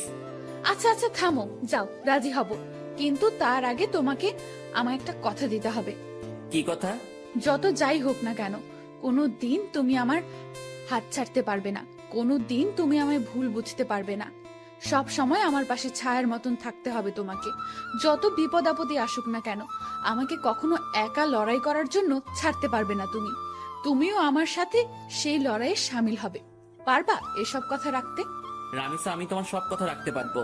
নিজের জীবনে সবটুকু দিয়ে তোমায় আমি আগলে রাখবো। দুনিয়ার কোনো শক্তি আমার থেকে তোমাকে আলাদা করতে পারবে না। আমি আমার সবটা দিয়ে তোমায় রক্ষা করব। কোনো বিপদ আসলে তোমাকেও লাগবে না। তার মোকাবেলা আমি আকাশ একাই করব। কথা দিলাম তোমায়। এমন একটা মানুষই চেয়েছিলাম আমি জীবনে। প্লিজ, তুমি আমায় কখনো ছেড়ে যেও না। না, কলিজা ছেড়ে যাব না বলে রামিসাকে নিজের বুকে টেনে নিলাম। আর একটা কথা, প্লিজ আকাশ, তুমি আমায় জীবনের সমস্ত অন্ধকার দূর করে দিয়ে আলোয় ভরিয়ে দিও। হ্যাঁ কলিজা, সব অন্ধকার দূর করে দিয়ে তোমার জীবন আলোয় ভরিয়ে দিব আমি। রামিসা আর কোনো কথা বলল না। সে আমার বুকে চুপচাপ পড়ে আছে। অনেকটা সময় দুজন এভাবে ঘাসের উপরে বসেছিলাম আমরা। তারপর সেখান থেকে উঠে এলাম। আকাশ, আমার তাড়াতাড়ি বাসায় যেতে হবে। আচ্ছা চলো, তোমায় ছেড়ে দিয়ে আসি। না, তা লাগবে না, তুমি বাসায় চলে যাও, আমি একা একা যেতে পারবো। আচ্ছা ঠিক আছে। তারপর রামিসাকে গাড়িতে তুলে দিয়ে আমি বাসায় চলে এলাম। খুব খুশি লাগছে আজকে। বাসায় এসে হাত মুখ ধুয়ে কিছু খেয়ে নিলাম। তারপর ফোনটা হাতে নিয়ে শুয়ে শুয়ে ফেসবুকিং করছি। তখনই লক্ষ্য করলাম কেউ একজন আবারও আমার ফেসবুক আইডি হ্যাক করার চেষ্টা করছে। আমি শিওর যে এটা মাফিয়া গার্লের কাজ। মেজাজটা আবারও বিগড়ে গেল। এই মাফিয়া গার্লকে পেলে যে আমি কি করব তা আল্লাহ ভালো জানে। কিন্তু দুঃখের বিষয়, তাকে তো আমি ধরতেই পারছি না। তখন একটা বুদ্ধি মাথায় আসলো। সাথে সাথে ফেসবুক থেকে সমস্ত সিকিউরিটি হাটিয়ে ফেললাম আমার। এবার আমি মন থেকে চাইছি যে মাফিয়া গার্ল আমার আইডি হ্যাক করুক। কারণ গতবার যখন মাফিয়া গার্ল আমার আইডি হ্যাক করে, তখন তার থেকে আমি আইডি উদ্ধার করার সময় একটা জিনিস লক্ষ্য করেছিলাম, যে লগিং এন্ড সিকিউরিটিতে ব্রাউজারের লোকেশন একবার এক এক জায়গায় দেখাচ্ছিল। কতক্ষণ ফিনল্যান্ড, কতক্ষণ সুইজারল্যান্ড, কতক্ষণ ফিলিস্তিন। মোট কথা সেকেন্ড 2 বার তার লোকেশন পরিবর্তন হচ্ছিল। কিন্তু তখন আমি একটা বোকামো করেছিলাম। আমি চাইলে তখনই তার লোকেশন বের করতে পারতাম, কারণ যে ভিপিএন দিয়ে সে তার লোকেশন পরিবর্তন করছে সেটা এক সময় গিয়ে তার অরিজিনাল লোকেশন দেখায়। আর সে যেহেতু বাংলাদেশের, সেখানে একবার হলেও বাংলাদেশের লোকেশন দেখাবে। হ্যাঁ, এবার এই সুযোগটাই কাজে লাগবো। সে আমার আইডি হ্যাক করে যখনই আইডিতে প্রবেশ করবে তখনই তার লোকেশন আমি বের করে ফেলবো। তাই আইডির সিকিউরিটি একটু কমিয়ে দিলাম, কিন্তু এতটাও কমাইনি যে সে পুরোপুরি আমার অ্যাকাউন্ট তার আয়ত্তে করে নিবে। সিকিউরিটি কমিয়ে মাফিয়া গার্লের জন্য অপেক্ষা করতে লাগলাম, কিন্তু সে এবার আমার আইডি হ্যাক করলো না। রাত 12টা পর্যন্ত অপেক্ষা করলাম, কিন্তু সে আমার আইডির দিকে ফিরেও তাকায়নি। কিন্তু আমি শিওর যে সে রাতে আমার আইডি হ্যাক করার ট্রাই করবে। ওকে বাছাধন, তুমি রাতে ট্রাই করিও, আমি সকালবেলা এসে খেলা দেখাবো। এখন ঘুমাতে চললাম। তারপর মোবাইলটা বালিশের পাশে রেখে ঘুমিয়ে পড়লাম। সকালবেলা ঘুম থেকে উঠে মোবাইলটা হাতে নিয়ে দেখি মাফিয়া গার্ল আমার আইডি হ্যাক করে নিয়েছে। এবার পালাবি কোথায় মাফিয়া গার্ল তুই? এবার খেলা দেখাবো তোকে। অনেক কষ্টের বিনিময়ে মাছ জালে আটকা পড়েছে। এবার আর ছাড়াছাড়ি নাই। ছাই দিয়ে হলেও তাকে ধরবো এবার আমি। পাগলের সাথে পাগলামি না করলে তার চাল বোঝা যায় না। আর আমিও সেটা করেছি। এজন্যই বাবা তোমার জন্য স্পেশালি একটা গান বানিয়েছে, যে বাবা তোমার দরবারে সব পাগলের খেলা। তাড়াতাড়ি করে লোকেশন চেক করলাম। যেমনটা ভেবেছিলাম ঠিক তেমনটাই হয়েছে। লোকেশন প্রতি সেকেন্ডে 2 বার করে কান্ট্রি পরিবর্তন করছে। চোখ পাকিয়ে তাকিয়ে আছি লোকেশনের দিকে। একটা সময় গিয়ে বাংলাদেশের এক্স্যাক্টলি লোকেশনটা দেখালো। লোকেশন দেখে তো আমার মাথায় পুরো বাজ পড়ছে মতন অবস্থা। লোকেশন রামিসার এরিয়ায় দেখাচ্ছে, তার মানে রামিসাই সেই ক্রিমিনাল। সরি, রামিসা না ঈশিতা। কিন্তু আমার একটা জিনিস মাথায় কাজ করছে না, যে সে তার সমস্ত আইডেন্টিটি কেন হাইড করেছে, আর কেনই বা এই পথে নেমেছে সে। না, আমি আর ভাবতে পারছি না রামিসা কি করে এত বড় মাপের খেলা খেললো। আমার তো মাথায় কিছুই খেলছে না। আর ওই এলাকাতে তো এমন কেউ নাই যাকে আমার সন্দেহ হয়। যাকে সন্দেহ হয় সে একমাত্র রামিসা। এবার আবার পুরোপুরি সন্দেহ দূর হয়ে গেল। 99% শিওর হয়ে গেলাম রামিসাই সেই মাফিয়া গার্ল। এবার খালি রামিসার মুখ থেকে শোনা বাকি। তাড়াতাড়ি উঠে ফ্রেশ হয়ে নাস্তা করে সেই লোকেশনে চলে গেলাম। আজ হয়তো আর কলেজে যাওয়া হবে না। সেখানে গিয়ে চিরুনি তল্লাশি চালালাম। ঠিক তখনই রামিসা আমায় ফোন দিল। আকাশ, কোথায় তুমি? আজ কি কলেজে আসবে না? হয়তো আসবো না, কারণ বিশেষ একটা কাজে এসেছি একটা জায়গায়। কিসের বিশেষ কাজ আকাশ? মাফিয়া গার্লকে ধরে ফেলেছি আমি। কি আকাশ, কি সব বলছো তুমি উল্টাপাল্টা? হ্যাঁ, তোমার কি মাথা ঠিক আছে? হ্যাঁ, আমার মাথা ঠিক আছে। মাফিয়া গার্লকে দেখার অনেক দিনের ইচ্ছা আমার। আমি তাকে ধরতে সক্ষম হয়েছি। আকাশ, আমি বারণ করছি, তুমি কোনো মাফিয়া টাফিয়া গার্লের পেছনে ছুটবে না। সে অনেক খতরনাক, যে কোনো সময় তোমার ক্ষতি করে দেবে সে। রামিসা বাবুনি, আমায় নিয়ে তুমি ভয় পেও না। আমিও এতটা কাঁচা খেলোয়াড় না। আকাশ, আমি তোমায় বারণ করেছি, তো সব কিছুই তুমি করতে যাবে না। আর তুমি এখন যেখানেই আছো সেখান থেকে সোজা কলেজে আসবে। ওকে, ঠিক আছে। তারপর ফোনটা রেখে দিয়ে রামিসার এলাকা থেকে কলেজে চলে গেলাম। যদিও কলেজে যাচ্ছি, কিন্তু ক্লাস আর করা হবে না, কারণ কলেজ করার প্রিপারেশন নিয়ে ঘর থেকে বের হইনি আমি। তাই আজ ক্লাস করব না। কলেজে গিয়ে রামিসার সাথে কথা বলে চলে আসব। কলেজের সামনে পৌঁছে গিয়েছি প্রায়। ভিতরটা ধুপধুপ করছে। আমি কি সরাসরি রামিসাকে জিজ্ঞেস করব, নাকি চুপচাপ হয়ে থাকবো, সেটা নিয়ে দ্বিধাদ্বন্দ্বে আছি। কারণ জিজ্ঞেস করলে যদি সে স্বীকার না করে, কিন্তু আমার তো তার মুখ থেকে সমস্ত সত্যিটা জানা চাই। অনেকটা সময় ভেবে একটা সিদ্ধান্ত নিলাম, না, কিছুই জিজ্ঞেস করব না। মোটামুটি যখন শিওর আমি, তখন আরেকটু সময় অপেক্ষা করি। তারপর মাস নিজেই বড়শিতে এসে ধরা দিবে। কলেজে চলে এসেছি। রিক্সা থেকে নেমে ভাড়া পে করে ভিতরে চলে গেলাম। ক্লাস শুরু হয়ে গিয়েছে, কিন্তু রামিসা এখনো ক্লাসে যায়নি। সেই গেটের সামনে দাঁড়িয়ে আছে আমার জন্য। আসতে এত সময় লাগে তোমার? হ্যাঁ, আরে রিক্সা পেতে একটু দেরি হয়ে গিয়েছিল। হয়েছে, চলো এবার। কোথায় যাব? আর তুমি ক্লাসে যাওনি কেন? আজ ক্লাস করব না, তোমার সাথে বসে বসে আড্ডা দিব। আচ্ছা চলো। দুজনে গিয়ে কলেজের পাশে একটা ফাঁকা জায়গা আছে, সেখানে গিয়ে বসলাম। রামিস আমার কাঁধে মাথা রেখে হেলান দিয়ে বসে আছে। আকাশ প্লিজ, তুমি মাফিয়া গার্লের খোঁজ করা ছেড়ে দাও। আমি শুনেছি সে অনেক খতরনাক। সে যদি তোমার ক্ষতি করে দেয়, প্লিজ তুমি মাফিয়া গার্লের খোঁজ করা ছেড়ে দাও। আর তাছাড়া সে তো দেশের ভালোর জন্যই সব করছে, বলো। রামিসার কথা শুনে হাসবো না কাঁদবো সেটা বুঝে উঠতে পারছি না। তবে রামিসার কথা শুনে আরো সিউরিটি পেয়ে গেলাম যে মাফিয়া গার্লকে। কারণ যেই মেয়ে মাফিয়া গার্লের টপিক বাদ দিতে চাইতো সব সময়, সে আজ খুঁটে খুঁটে মাফিয়া গার্লের প্রসঙ্গ উঠাচ্ছে। রামিসার সমস্যা কোথায় সেটা আমার বুঝতে বাকি নেই। আর তাছাড়া মাফিয়া গার্লকে তো আমি খুঁজেই বের করে ফেলেছি। সে এখন আমার কাঁধে মাথা রেখে শুয়ে আছে। রামিসা হয়তো ভাবছে মাফিয়া গার্লকে, সেটা জানতে এখন আমার বাকি আছে। আমি যে মাফিয়া গার্লকে ধরে ফেলেছি সেটা সে এখনো বুঝতে পারিনি। সে ভেবেছে ফেক কাউকে ধরেছি আমি, না হয়তো তাকেই ধরতাম। আর আমি তখন ইচ্ছে করেই ফোন করে মাফিয়া গার্লের কথা তুলেছি, যাতে করে রামিসা রিয়াকশন করে। আর রামিসা সেটাই করলো। এই আকাশ, কি ভাবছো? হ্যাঁ, আমি তোমায় এতটা সময় কি বললাম? হ্যাঁ, শুনছি তো। প্লিজ তুমি মাফিয়া গার্লের খোঁজ করা ছেড়ে দাও। তাকে খোঁজ করতে গেলে তুমিই মারা পড়বে। সে একটা খতরনাক ব্র্যান্ড। রামিসা, তুমি টেনশন নিও না। আমি মাফিয়া গার্লের আর খোঁজ করব না। মনে মনে বললাম, খোঁজ তো পেয়েই গেছি, আর হাসির রহস্য কি সেটা তো আমি না জানি।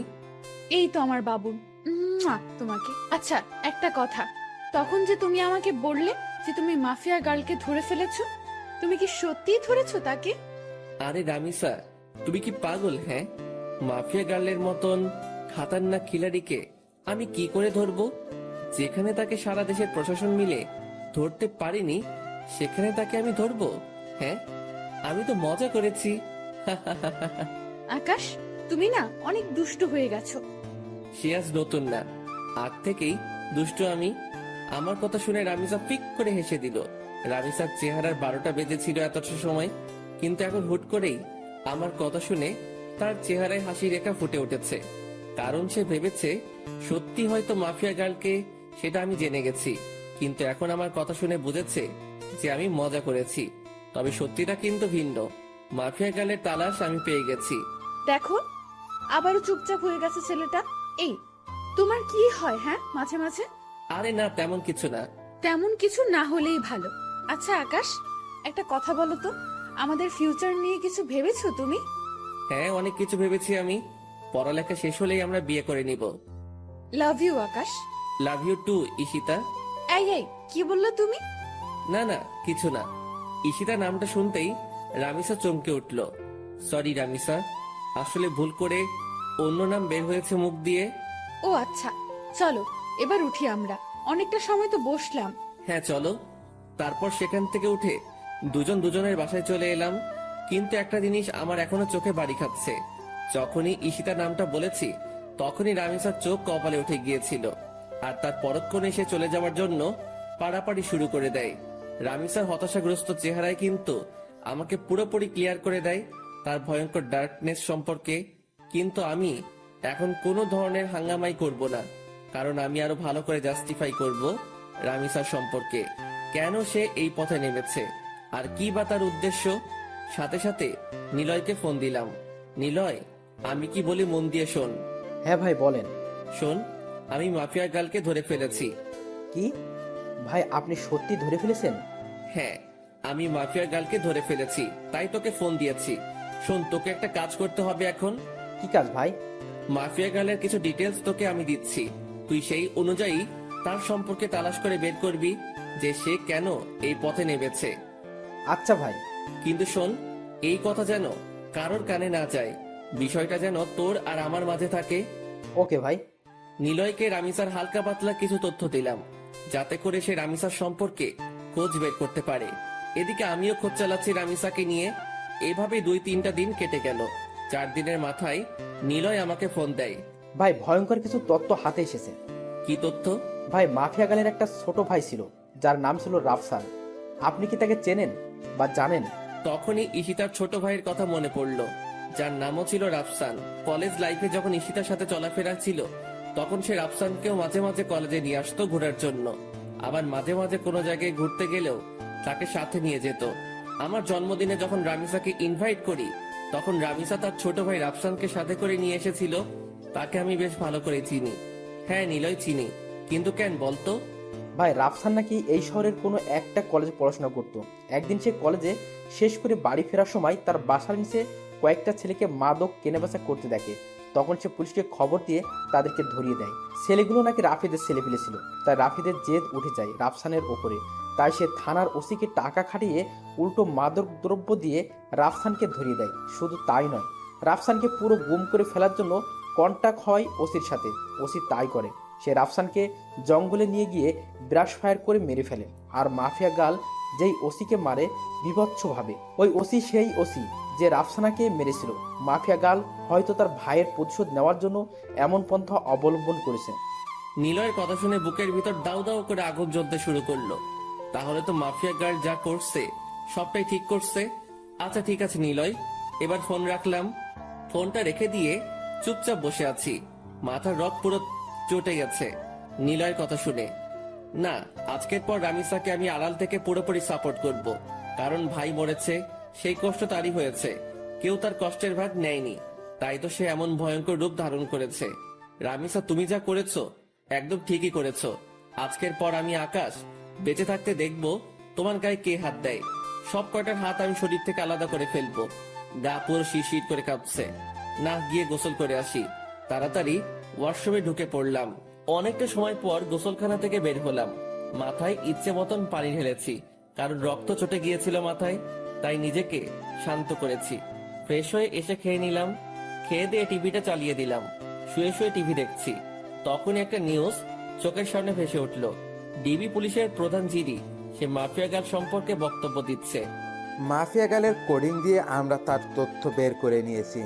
আগামী 24 ঘন্টার মধ্যে আমরা তাকে ধরে এনে হাজতে ভরবো। নিউজটা শুনে ভিতরে ছ্যাদ করে উঠল।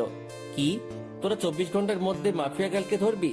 আমি আকাশ বেঁচে থাকলে দেখবো তোরা কি করে মাফিয়া গালকে গ্রেপ্তার করিস। সাথে সাথে টিভি অফ করে দিয়ে রামিসাকে ফোন দিলাম। সে ফোন রিসিভ করলো না। বেশ অনেক কয়বার ফোন দিয়েছি, কিন্তু সে রিসিভ করেনি। এইভাবে রাত হয়ে গেল। পরে সে নিজেই আমায় ফোন দিল। আকাশ, সরি, আসলে অনেকটা ঝামেলার মধ্যে আছি। প্লিজ তুমি কিছু মনে করিও না। কাল কলেজে আসলে কথা হবে। আচ্ছা ঠিক আছে, সাবধানে থেকো। আমি কথা শেষ করার আগেই রামিসা ফোনটা কেটে দিল। রামিসার আচরণে খুব টেনশন হচ্ছে। হয়তোবা সেও এই নিউজটা দেখেছে, তাই সে এমন ভয়ে আছে। না হলে হয়তোবা অন্য কোনো ঝামেলা হয়েছে। ট্যাট মাথায় কিছুই কাজ করছে না।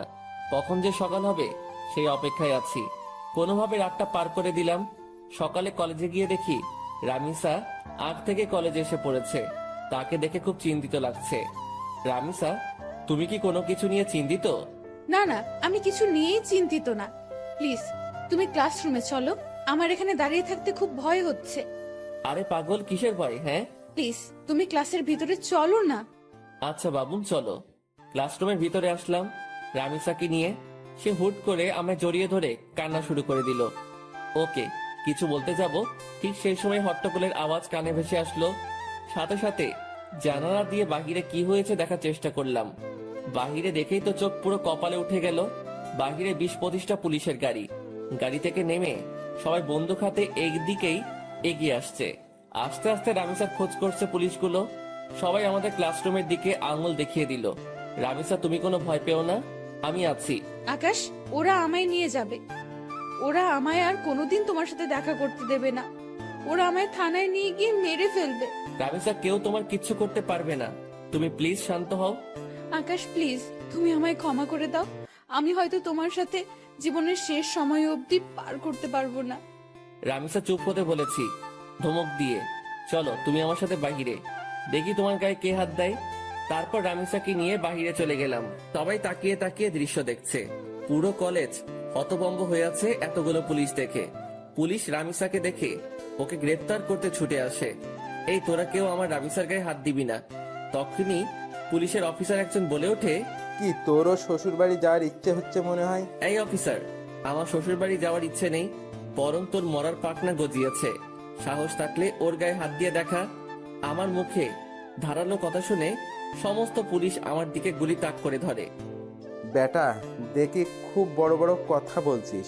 শোন, বেশি উড়াউড়ি ভালো না। আমি যদি একবার বলি তাহলে সবাই গুলির বুলেটগুলো তোর পেটের মধ্যে পুড়ে দিবে আর তুই ঝাঁঝরা হয়ে যাবি। হাসালি রে ভাই, এই ঘুষখোরের বাচ্চা, কান খুলে শুনে রাখ। এখানে তো কিছু সংখ্যক পুলিশ মাত্র তোরা। সারা শহরের সবকটা পুলিশ মিলেও যদি একত্রে হয়ে আসিস, তাও তোরা এই আকাশের বালো ফালাইতে পারবি না। কারণ তোদের সামনে যে দাঁড়িয়ে আছে সে সাদাসিধা একটা ছেলে আকাশ, কিন্তু তার ভিতরে ভয়ঙ্কর যেই হায়নাটা লুকিয়ে আছে তার নাম হচ্ছে আগুন। আকাশের মুখে আগুন নামটা শুনে পুলিশের অফিসার ভয়ে কয়েক কদম পিছনে চলে যায়। আর আকাশের পাশে যে পুলিশগুলা ছিল তারা দৌড়ে আকাশের পাশ থেকে সরে যায়। সবাই যেন কোন এক ভয়ঙ্কর হায়নার সামনে পড়ে গেছে, যার রক্তের নেশায় একবার উঠলেই পুরো দুনিয়াদারি শ্মশানঘাট বানিয়ে ফেলবে। এই ঘুষখোরের বাচ্চা, কান খুলে শুনে রাখ। এখানে তো কিছু সংখ্যক পুলিশ মাত্র তোরা। সারা শহরের সব কয়টা পুলিশ মিলেও যদি একত্রে হয়ে আসিস, তাও তোরা এই আকাশের বালো ফালাইতে পারবি না। কারণ তোদের সামনে যে দাঁড়িয়ে আছে সে সাদাসিধা একটা ছেলে আকাশ, কিন্তু তার ভিতরে ভয়ঙ্কর যে হায়নাটা লুকিয়ে আছে তার নাম হচ্ছে আগুন। আকাশের মুখে আগুন নামটা শুনে পুলিশের অফিসার ভয় কয়েক কদম পিছনে চলে যায়। আর আকাশের পাশে যে পুলিশগুলো ছিল তারা দৌড়ে আকাশের পাশ থেকে সরে যায়। সবাই যেন কোনো এক ভয়ঙ্কর হায়নার সামনে পড়ে গেছে, যার রক্তের নেশা একবার উঠলেই পুরো দুনিয়াদারি শ্মশানঘাট বানিয়ে ফেলবে। পুলিশের অফিসার কাঁপতে কাঁপতে আকাশকে জিজ্ঞেস করে, আপনি যে আগুন, তার প্রমাণ কি? আপনি তো আমাদের ভয়ও দেখাতে পারেন। শোন, আমি আগুনের নাম ব্যবহার করে তোদেরকে ভয় দেখাবে এমন কোন বাপের বেটা এখনো পয়দা হয় নাই। আর নকল নাম ব্যবহার করা তো দূরের কথা। আর তোদের যদি বিশ্বাস না হয় তোদের একটা ডেমো দেখাচ্ছি। পকেট থেকে ফোনটা বের করে প্রাইম মিনিস্টারকে ফোন কর আর তাকে জিজ্ঞেস কর যে 2017 সালের 2 ফেব্রুয়ারিতে কি হয়েছিল, আর তার চোখের সামনে গুনে গুনে কয়টা লাশ মাটিতে ফেলেছিলাম আমি। এই ঘটনার সাক্ষী একমাত্র প্রাইম মিনিস্টার। পুলিশের অফিসার কাঁপতে কাঁপতে পকেট থেকে ফোনটা বের করে প্রাইম মিনিস্টারকে ফোন লাগায়। স্যার, একজন নিজেকে আগুন দাবি করছে। আমি তাকে জাস্টিফাই করার জন্য প্রমাণ চেয়েছি। সে প্রমাণস্বরূপ আপনাকে 2 ফেব্রুয়ারির কথা জিজ্ঞাসা করতে বলেছে। প্রাইম মিনিস্টার পুলিশ অফিসারের ফোন পেয়ে থতমত খেয়ে যায়। এই অফিসার, তোরা কার সামনে পড়েছিস তা তোরা নিজেও জানিস না। খোদার কসম, আগুন কোনো মানুষ না, সে মানুষরূপী এক ভয়ঙ্কর নরপিশাচ। তোদের জীবনে মায়া থাকলে সেখান থেকে তাড়াতাড়ি পালিয়ে আয়, না হয় পরবর্তী দিনের সকাল দেখার জন্য তোরা একটাও বেঁচে থাকবি না। পুলিশ অফিসার প্রাইম মিনিস্টারের কথা শুনে সোজা দৌড়ে গাড়িতে উঠে পড়ে। তার শরীরের কম্পন যেন আরো দ্বিগুণ হয়ে গিয়েছে। আর তার এখন একটাই মাকসাদ, সে তার নিজের জীবন বাঁচাবে আগে। মাফিয়া গার্ল জাত গোল্লায় পুলিশ অফিসার নিজে গাড়ি ড্রাইভ করে সেখান থেকে পালিয়ে চলে যায়। পুলিশ অফিসারের দেখা দেখি বাকি সবাইও তাড়াতাড়ি সেখান থেকে অবস্থান ত্যাগ করে। আর কলেজের সবাই চোখ বড় বড় করে আকাশের দিকে তাকিয়ে আছে। তাদের যেন বিশ্বাসই হচ্ছে না যে তারা আগুনকে নিজের স্বচক্ষে দেখছে। রামিসাও পুরোপুরি অবাক। এই, তোমরা সবাই দাঁড়িয়ে দাঁড়িয়ে কি দেখছো? হ্যাঁ, যাও যে যার ক্লাসে যাও। আকাশের কথা শুনে সবাই দৌড়ে যে যার ক্লাসে চলে যায়। নিজেকে যেন নিজের কাছেই কোনো এক ভয়ঙ্কর দানব মনে হচ্ছে। আজ বহু বছর পর আগুন নামটা নিজের সাথে যুক্ত করলাম আবার। এদিকে রামিসা আমার পাশে দাঁড়িয়ে থরথর করে কাঁপছে আর কান্না করছে। রামিসাকে এক টান দিয়ে নিজের বুকের মধ্যে নিয়ে নিলাম। এই পাগলি বউ আমার, কান্না করে না। আমি আকাশ থাকতে তোমার গায়ে কে হাত দিবে? হ্যাঁ, বলেছিলাম না তোমার বিপদে আমি আকাশ একা দাঁড়ালেই যথেষ্ট, তোমার নিজেরও টেনশন করতে হবে না তা নিয়ে। আকাশের কথা শুনে রামিসা আরো শক্ত করে আকাশকে জড়িয়ে ধরে আর পাগলের মতন চুমু খেতে থাকে আকাশের বুকের মধ্যে। আকাশের বুকে চুমু খাচ্ছে আর পাগলের মতন কান্না করছে রামিসা। সে যেন নিজেকে আর কোনোভাবেই কন্ট্রোল করতে পারছে না। চোখের পানি নাকের পানি দিয়ে আকাশের বুক পুরো ভিজিয়ে ফেলেছে। আকাশ প্লিজ, তুমি আমায় কখনো ছেড়ে যেও না। আমি তোমাকে কখনো হারাতে চাই না। এমনিতেও আমি আমার কলিজার ভাইটাকে হারিয়েছি। না বাবুন, কোথাও যাব না তোমায় ছেড়ে। আমি সব সময় তোমার সাথে আছি। হয়েছে, এবার কান্না অফ করো। আকাশের কথা শুনে রামিসা কান্না অফ করে দেয়, কিন্তু ফোপানি কোনোভাবে বন্ধ হয় না তার। পাগলি বউ আমার বলে রামিসাকে কোলে উঠিয়ে নিলাম। তারপর ক্লাসরুমে চলে গেলাম। ক্লাসরুমের সবাই আমাদের দিকে করুণ দৃষ্টিতে তাকিয়ে আছে। মনে হচ্ছে যেন আমার কাছে তারা নিজের প্রাণ ভিক্ষা চাইছে। আরে ভাই, আজব তো। আমি মনে হয় মানুষ পেলে খুন করি, তারা এমন ভয় পাচ্ছে কেন আমাকে? পাশ থেকে একজন বলে ওঠে, ভাই প্লিজ আমাদের কোনো ক্ষতি করিয়েন না, আমরা আপনার কাছে হাত জোর করছি। আরে তোমরা কি শুরু করছো? হ্যাঁ, আমিও তোমাদের মতন মানুষ, আমি কোনো নরপশু না। তবে হ্যাঁ, বদ লেভেলের মানুষদের জন্য তাদের বাপ আমি, কিন্তু ভালোর কোনো ক্ষতি আমি আজ পর্যন্ত করিনি আর করবও না। সো ভয়ের কিছু নেই। ধন্যবাদ আগুন ভাই। আচ্ছা, তোমরা প্লিজ একটু ক্লাসরুম থেকে বেরিয়ে যাও, আমার রামিসার সাথে কিছু কথা আছে। সবাই আমার কথা মতন ক্লাসরুম থেকে বেরিয়ে যায়। আমি রামিসাকে কোল থেকে নামিয়ে দেই। এই পাগলি, এখনো ভয় আছো তুমি? হ্যাঁ, অনেক ভয় আছে, কারণ তুমি তো জেনেই গেছো যে আমি মাফিয়া গার্ল। সো তুমি যদি আমার উপরে কোনো রাগ ছাড়ো। আমার মাথা খারাপ? হ্যাঁ, যে আমি আমার বাবুনির উপরে রাগ ছাড়বো? তবে হ্যাঁ, সত্যি বলতে তোমার উপরে অনেক রাগ জমেছিল আমার, কিন্তু সেসব আর নেই, কারণ তোমার এই পথে আসার রিজন আমি জেনে গেছি। কিন্তু একটা কথা বলো তো, যে তুমি এত কিছু করলে কি করে? সেদিন যখন 3টার সময় তোমার সাথে আমি বসেছিলাম, কিন্তু অন্যদিকে মাফিয়া গার্লের লাইভ চলছিল কি করে? সেদিন তুমি যখন বলো আমায় যে তুমি 3টার সময় আমার সাথে দেখা করতে চাও, তখন শুরুতে আমি বারণ করি, কিন্তু পরে ঠিকই হ্যাঁ বলি, কারণ তুমি আমায় সন্দেহ করেছিলে, সেটা আমি বুঝতে পারছিলাম। তাই আমি আগ থেকেই লাইভ রেকর্ড করে সেটা 3টায় কাটায় কাটায় সেট করে দিই। আর 3টা বাজতেই সেটা প্লে হয়ে যায় আপনা আপনি। ও বাপরে বাপ, কি মাথা তোমার! আচ্ছা তা না হয় বুঝলাম, কিন্তু তুমি আমার আইডি কেন হ্যাক করতে উঠে পড়ে লেগেছিলে? আর কি করেই বা জানলে যে আমি মাফিয়া গার্লের তালাশ করেছি? তুমি আর শামীম একদিন নদীর পাড়ে বসে বসে আমাকে নিয়ে কথা বলছিলে, আর সাইডে আমি ল্যাপটপ নিয়ে বসেছিলাম।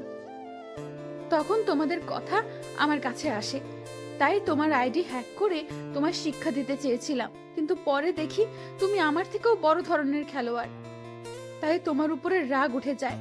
তাই এরপর থেকে অনেকবার তোমার আইডি হ্যাক করতে চেষ্টা করেছি আমি, কিন্তু পারিনি। আর তাছাড়া পরে যখন তুমি আমায় প্রপোজাল দাও, আমার সাথে যখন পুরোপুরি মিশে যাও, তখন তোমার উপর থেকে সমস্ত রাগ উঠে যায় আমার। কিন্তু এর পরেও তোমার আইডি হ্যাক করতে চেষ্টা করি। সেটার আসল রিজন হচ্ছে তোমাকে যাচাই করা। আমি দেখতে চেয়েছিলাম তোমার অন্য কোনো মেয়ের সাথে রিলেশন আছে কিনা।